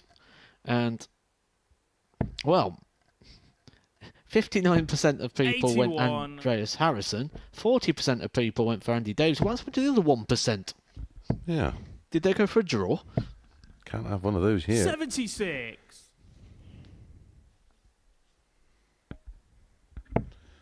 Jessica says, I hope Harrison rides a motorcycle. Yeah, he's got a bit of ZZ top about 60. him.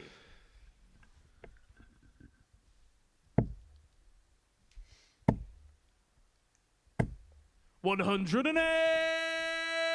Beautiful 180 that. Just all across the bottom wire. Both of these players are capable of throwing over 100 average, yes. Not just capable. 108. They have done.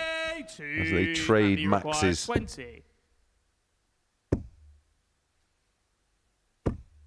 Game shot on a third leg. Yeah, Andy he Davidson. knew how big that was. What a reaction. Fourth flag. I think it was also the fact that he hit into the darts and got the positive deflection there as well. It wasn't a clean thrown dart, was it? And we've seen a few of those. And every time I see one of those, I always 60. think of the Ryan Searle one at the World Championships. And I always think of that because the interview afterwards, when he said he felt like he threw up in his mouth a little bit when he went in.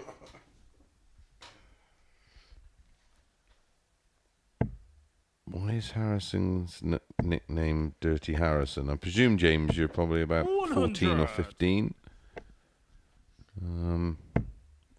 It's reference to a Clint Eastwood character, isn't it? Dirty Harry.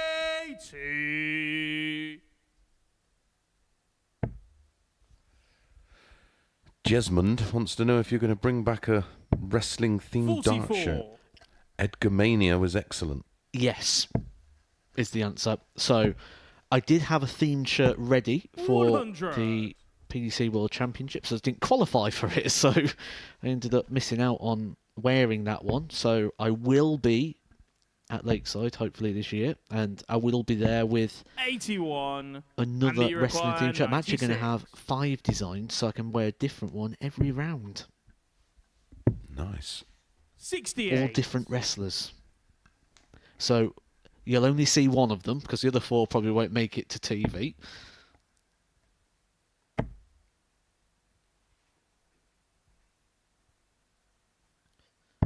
$97.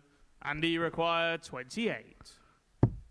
Game shot on a fourth flag. Andy Clean, Davidson. confident kill there from Davidson. I'm also working on a nice little number as well for the World Masters, which has just come back onto the Fifth calendar flag. this Yes, year. Andy to I'm throw loving this first. idea. Game So on. the World Masters is back after a year off the diary. Or is it 2 years now off the diary? Isn't it? The 140. World Masters, last won by Wesley Plazier, a player you'll see here on a regular basis. I'll be taking my place up in the World Masters and I will be designing a shirt. It's the 48th 55. year of the World Masters and I'll be wearing a shirt where I'm going to make 48 copies of it and it's going to represent the history of the event with all the previous winners and 137. a nod to the prestige of what is the world's longest running major tournament.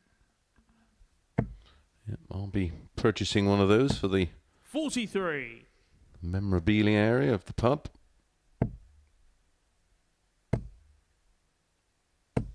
60.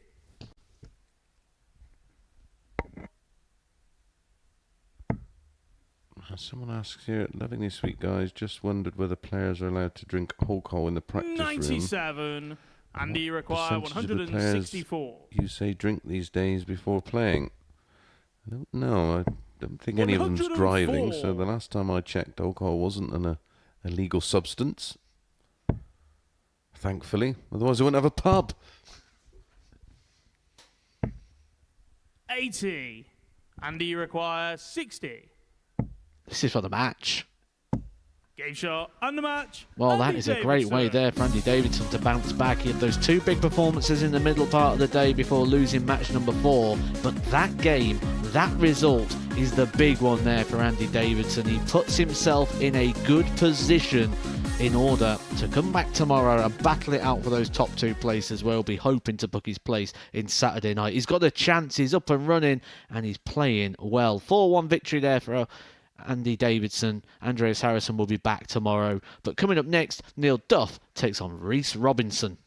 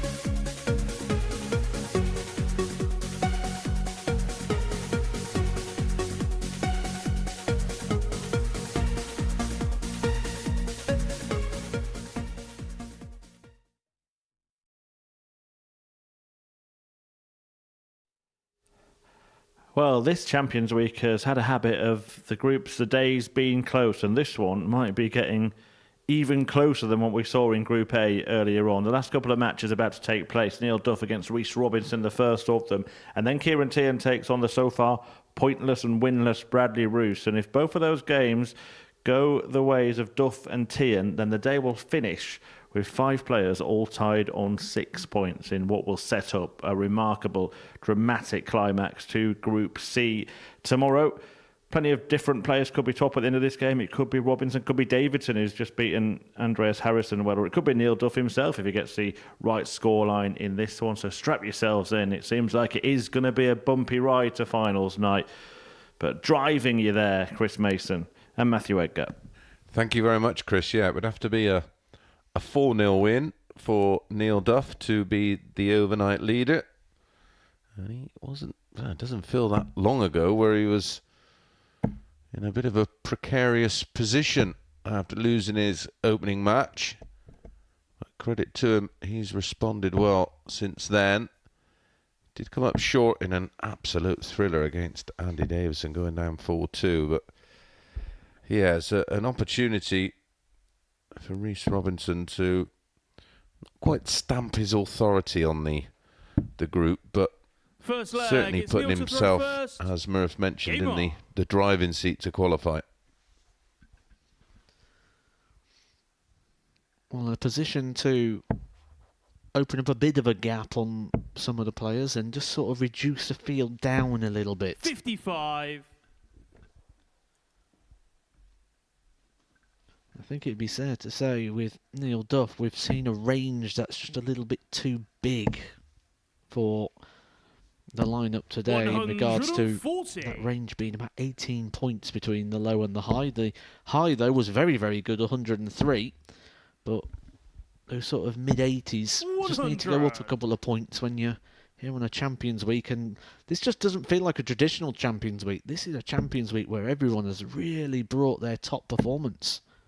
Yeah, normally an average 100 sort of between, I don't know, 85 and 90 will hold you in good stead, but not so this week by the looks of things. 140. Well, Harrison, for the week in Group A, averaged over 92. Or very close to 92, and that was only enough for P4. 145. Yeah, a lot of that was boosted by the play that he did yesterday, wasn't it? Those 3 ton-plus averages really boosting up his weekly stats. 100. Reece Nothing requires boosting 36. Robertson's numbers apart from big averages. And he has had plenty of them today.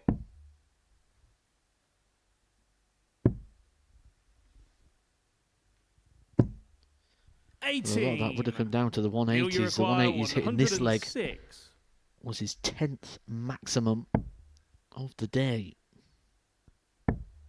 But he could be punished here for missed doubles. Double 16. A great finish there from Neil Duff. Reece Robinson did everything to break the throw and give himself the opportunity, but he couldn't hit the winning double. Yeah, for Neil Duff, that was a holder throw, but it probably felt like a break.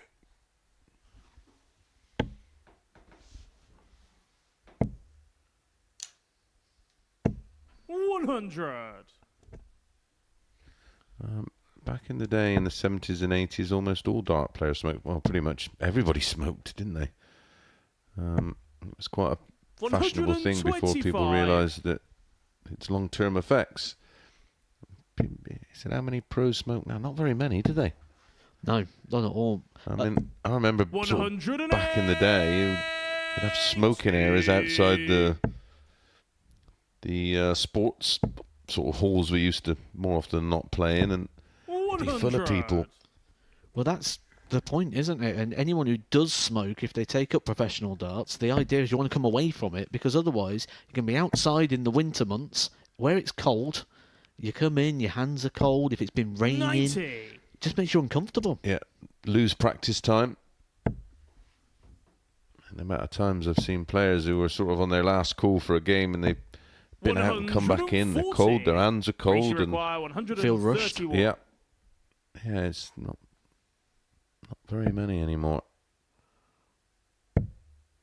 So beyond the health benefits, there's also sport-specific 91. benefits. So Neil, you require something to consider if you're thinking about a career in this sport. Well, 96. I hear people often talk about Reece alcohol. require 40. Do any of these players, players might have the odd drink or two, but Game shot on that a doesn't second mean they're leg. Reece Robinson. drinking to excess. Do some players? Have some players done it in the past? Yeah, absolutely. But it is very Third much, leg, there's it's Neil definitely to go first. been a change Game in the on. certainly the last 5 years at least. Well, you've got to look at the systems that are in place now with the JDC, 83. ADC, the PDC Development Tour. There's so much there now that give people the proper environment and guidance to Well, yeah, play. the only place we could play darts growing up was in the pub, which was in that environment of A, smoking, B, 66. drinking. And if you got good in the pub, you went to a pub somewhere else, because you'd go from your local to county and super leagues. And Like you say, with the JDC, it's 100. obviously a non-smoking environment, but it's a non-drinking environment. So it's not that culture they're being brought up around. changed. The sport has changed over the years, absolutely. And for the better. 57.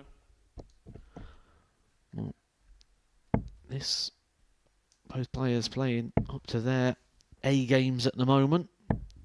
We've seen 41. throughout the day some real top quality performers.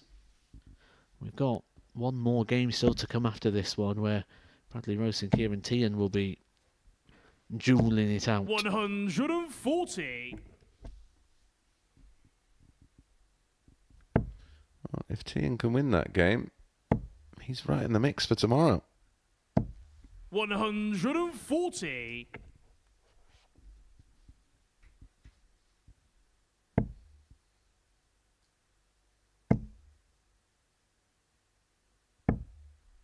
52. I mean, it Neil, says, you can you require vape indoors in the 137. UK? It depends. Not in establishments that sell food, and it's hello. And then in pubs that don't 127. sell food, I think it's down to the discretion of the landlord/landlady. 81. Neil, you require 10.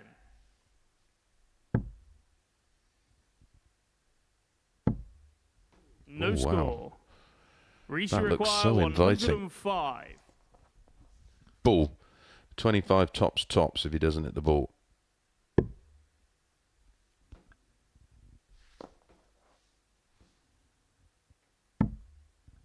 Oh, that looks inviting, doesn't it? You just Game shot on knew. the third leg, Reece Robinson. And dishes out the uppercut celebration there. Great finish by Reece Robinson. And if he could have Fourth put a leg, dart it's where Reece he to throw wanted it, it would have been exactly Game like on. that first dart. Yeah, that's almost payback for the 106, isn't it? And he really did enjoy that one. And rightly so. Beautiful finish. He's a player who's really come alive, hasn't he, with the 60. Super Series format. We've seen him take on a couple of WDF events and he's had attempts on the Pro Tour, but he's never really played to the level he does here at the Super Series. There's something 140. about this room and this environment that really brings the very best out in Reece. Why don't Modus open these games up to the public? We do Saturday nights and Saturday nights only. I'm not quite sure of what your 91. background is, but I'm not sure people will be knocking the door down at 9:30 in the morning on a Monday to watch darts. But there you go. So 97. finals night only. It's just to give the players the opportunity through Monday to Friday. They all play in a level playing field in terms of the environment. Is there much drug testing in darts? 140. Yes, lots of it.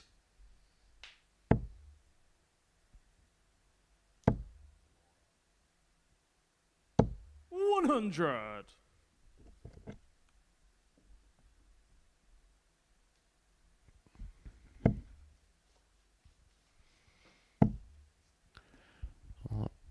In terms of daily numbers, I think Tuesday was the best so far this week, around 91 from memory. 105. There's a session, it was Neil, you require Wednesday. That was 164. the 91 because they had all those Alright. 100 averages from Andreas, yeah. Andreas, and Bo also chipped in with 2 herself.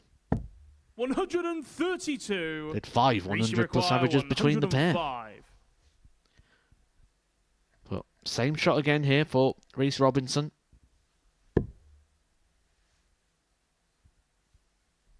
Could be double delight. Oh, just on the top wire. 41. Neil, you require 32.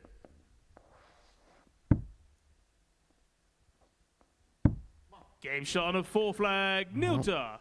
We've got ourselves a level game and almost identical averages. 99.36 Fifth Duff, flag, it's Neil to throw 99.41 first. Robinson. Game Look at on. that.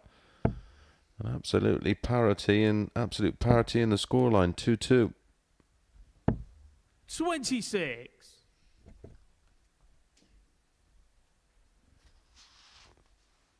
I think both are fully aware of the 123. magnitude of this match.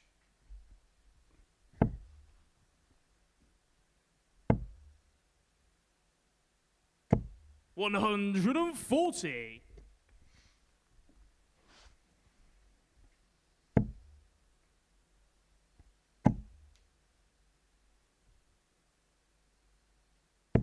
$60. For Neil Duff, it's to try and really keep pace, isn't it? And for Reece Robinson, it's to try and open up a bit of a gap.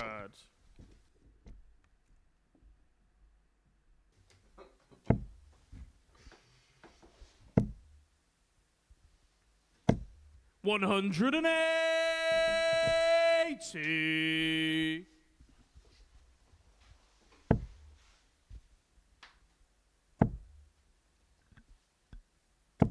$140.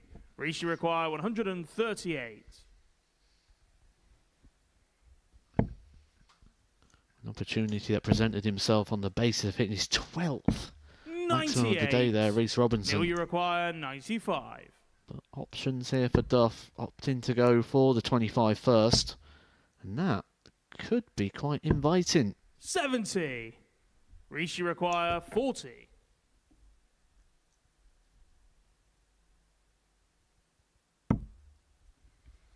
Tens. For the all-important breaker throw, double five. 35. Neil, you require 25. Oh, in a game like this where the standard's so high, they are massive opportunities.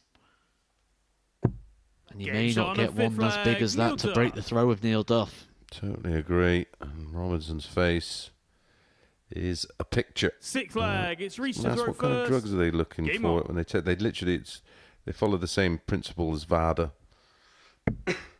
So everything is tested for from, well, literally 140. everything that's on the ban list.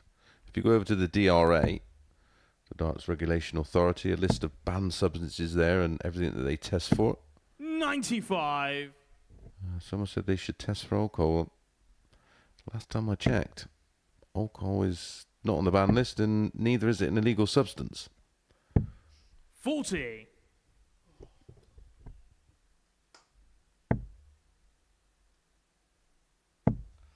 Well, here's a good one. It's one you'll enjoy answering 60. here. Gents, when you've been in tournaments, what's the ideal snack to get you through the day? You want a bit of carbs, don't you? You want some slow-release carbs, ideally. You don't want something that you're going to burn up quickly 98. and instantly turns into sugar, because then you'll get rushes of energy and then you'll feel quite depleted. The best Porridge. advice I always give is protein. Don't be hungry. If you feel hungry, it's too late. Have a good breakfast and then just stay topped up throughout the day. Nuts, popcorn, things like that are quite good for keeping the energy up. Yep. Good Bananas. Shout. Yep. Good shout. Well, we've been talking all day about how good the standard has been. The daily average so far for this Group C is 92.5. Reece, you require 170. That's outstanding.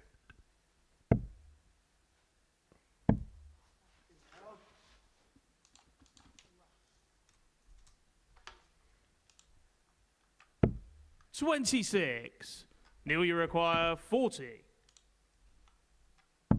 Game shot and the match. And Neil Duff ultimately gets the job done and in some style. 98.53. The average, you can see how much that match meant to him. A really high quality standard from both. 4 180s in the 3 to the man defeated in Reece Robinson, who averaged 94.60.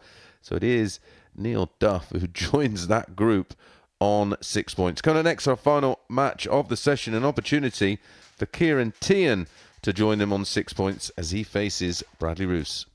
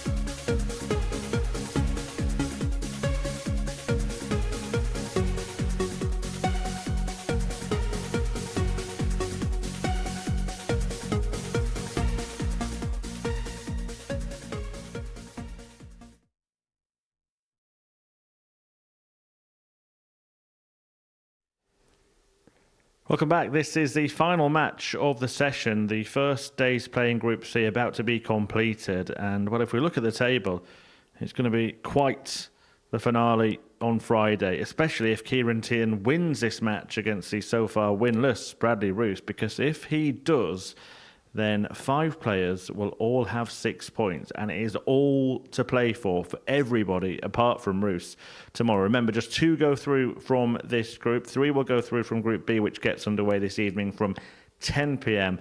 But as I said, if Teehan wins this match, then there will be deadlock between 5. Mace, Matt, we thought that Group A was close.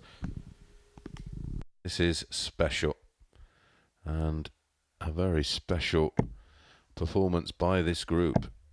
Certainly one of the highest daily averages I can recall. The numbers are quite staggering, Matt. Well, the number's currently running at 92.86 running for your Group C action here. Now, if we was to move this over to the PDC Pro Tour, and we look at the averages of all the players that have been playing on the Pro Tour, this Group C would be ranked number 42. Now, for context, we was asked earlier on if any of the players who played the Super Series would ever be considered on the PDC Pro Tour. Well, the running average of this group is better than the likes of James Wade, Dimitri Vandenberg, Peter Wright, 81, Johnny Clayton, World Championship semi-finalist Scott Williams, Gabriel Clemens, 140. Just an endless list of high performers in that top 32 that this group averaging better than 100. Wow. They would dislodge Ricky Evans, who currently holds that position. 135. So a long-winded answer to say, yes, they could mix it up. Yeah, when you have a look at the daily averages from a Pro Tour, it's not much different to the 60. As a collective group, it's not too far different to what we're seeing here. Well, I've seen Pro Tours where the overall average has been 90, 91. Yeah, I've seen them at 89 for the 58. day.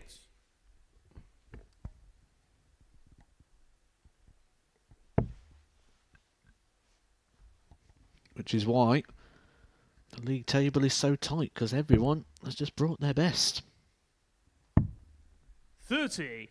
Kieran, you require 138. But Bradley just looks like he's took a few too many blows today. We mentioned in the last game, just sort of moping around a little bit. 58. Needs to refocus, because if he's got any hope of qualifying through this, he's going to have to pick up a couple of points today. He can't be chasing the whole group on 6. 60. No, it's just Kieran, not you going to happen. require He's 80. feeling the effects of the predicament he finds himself in. Wow, that's a blocker. Yeah, he's going to have to go on the high side. Well, they call him High Tower. 60. Bradley, you require 170. Just had a little look over to the scoreboard there to see if he's got a cushion. He does. He's going to return. 43. Try and get this leg wrapped Kieran, up. you require 20.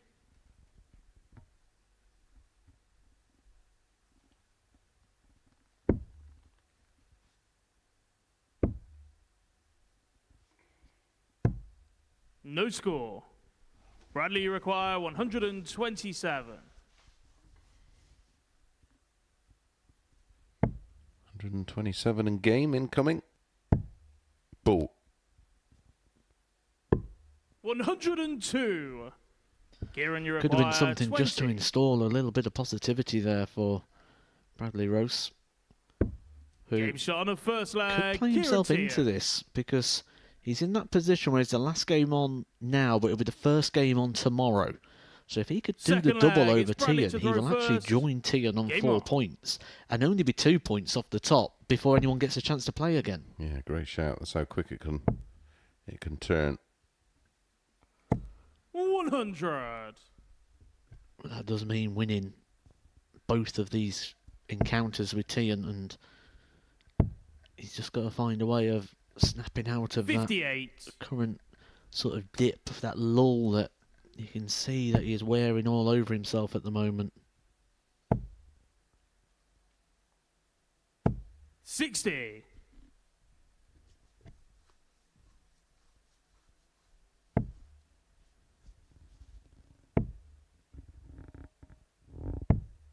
$49.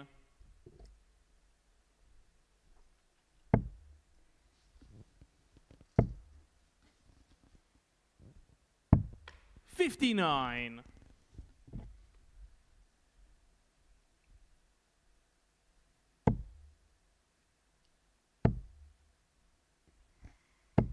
85. I think maybe Teehan is well aware that if he can get a win here, 60. he'll join the rest of the field, excluding Bradley on 6 points, and he may be just contemplating that a little bit too much. Priority here is 54. win by any means. Get the 2 points.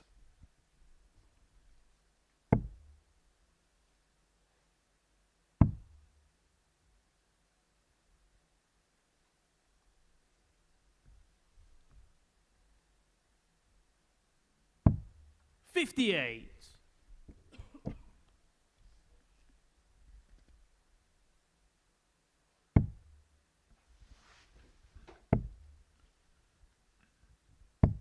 98. Bradley require 164. Treble 18. 132. Not Kieran, a you bad require second prize, Matt. 157. Well, this would hurt, wouldn't it? After the day that Bradley Roose has had, Kieran shot on the Teehan second leg. issues him Kieran a Teehan. big haymaker blow. You can see the disappointment all over Bradley Roose, and Kieran Teehan Third has got a leg, it's big Kieran to smile throw on his first. face. Game He on. knows what he has just done. He knows the severity of that situation, that it wasn't just a great shot. It wasn't just a leg-winning shot. It wasn't just a breaker throw. It was a haymaker 100. to the mentality of Bradley Roose. I think if Bradley could walk off stage now and leave it for the day, I think he would. I agree. Why is this game so cruel? And we see it over and over and over. A player that has struggled and it's just not quite working out. And that's a what, one in, what would you say, a 1 in 50 shot? Oh yeah, absolutely. 140. If not more. And you think to yourself, you stood behind thinking, well, can my day get any worse? Oh yeah. Hold my dart case. 140. And after a beautiful setup shot as well from Bradley. Outstanding, wasn't it? You'd have thought he'd have done the job, but that has really spurred on Teehan now, and you can see Bradley now just the rise of the eyebrows, looking very fidgety now at the back of the stage. That's the frustration starting to boil over. Yeah, he would just want to, like you say, 60. get off the stage, get back to Kieran, the you require hotel, 136. and just contemplate what's happened. Not for too long. You can't change it. 54. Get up tomorrow, come back, and you go again. You can't affect what's happened with that dart. Never mind what's happened all day. 100. Kieran, you require 82. It's going to be ball, isn't it? Oh, it may go 42 now with Bradley back on 101. Yep, went the right way. 30. And the bounce out meant that he couldn't Bradley, just you go require single to ball. 101. And this is the sort of chance that Bradley is going to have to take.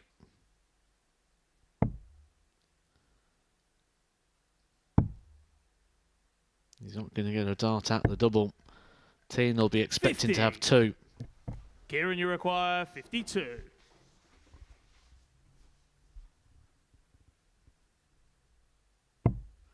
It's 2 at tops. Actually make it 1 at 10s. 42.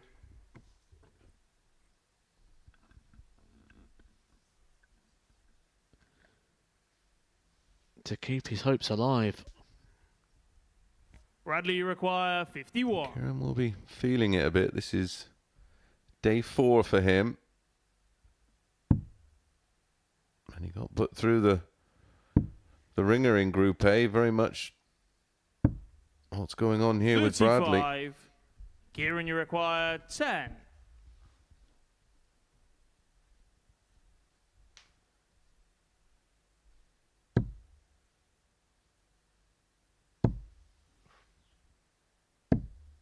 Eight.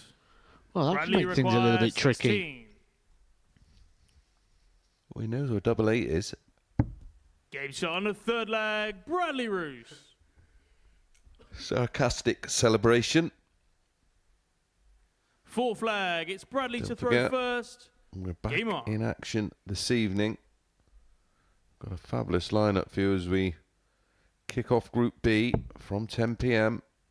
on the usual platforms, or Modus Super Series YouTube channel, or via your 97. chosen bookmaker. Make sure you join us. Should be straight after the Premier League's been completed and Luke Humphries has been handed the trophy.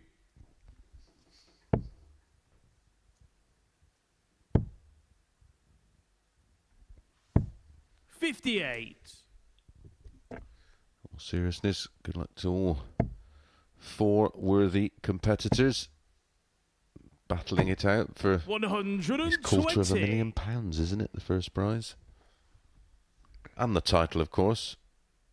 Not a bad salary, is it, for picking up the title? 60. Wolfgang asking, what decided if someone started in A, B or C? Well, there is an explainer video on Google last time, on YouTube. Last time I checked, my name wasn't Google, but there you go. 130. Depending on your qualifying average over the course of 12 weeks in your own particular qualifying campaign determines where you start your campaign in Champions League. 60. So the 6 highest 71. averages were in Group A and Group C and Group B, etc. Game shot on a fourth flag. Kieran Teehan. In qualification weeks, depending on where you play, is down to your availability and flag, the type Kieran of to throw invite you've first. received, Game or on. the type of qualifier you've won. 140.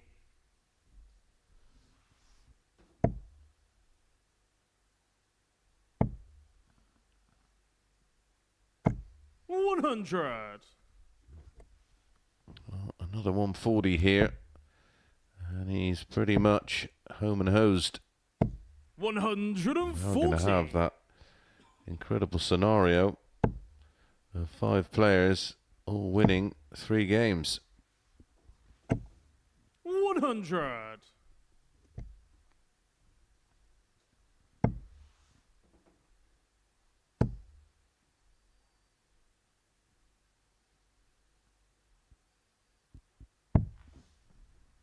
$82.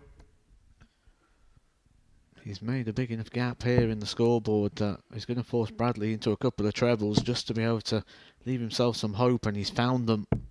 140. Kieran, you Tum-tum require 140 down to 161. 41 40 82 for Kieran. He'll take the 99 from here and hope to break out the 99. balloons. Bradley, you require 161.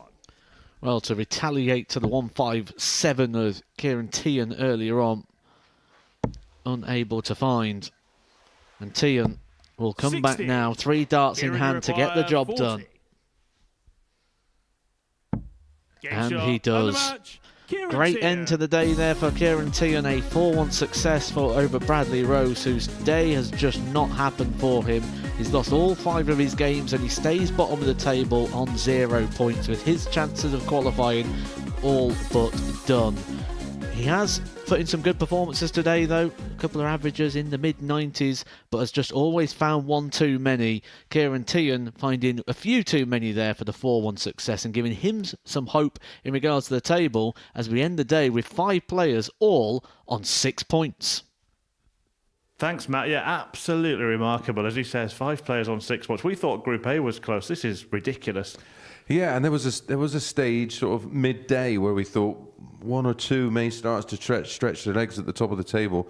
Not worked out like that. 5 players all on 6 points, and well, it should be that way really when you think of how tough it is to win a week here. And just got to feel a little bit for Bradley, and he's just been tailed off. Yeah, because everybody else has been producing real quality in this group, haven't they?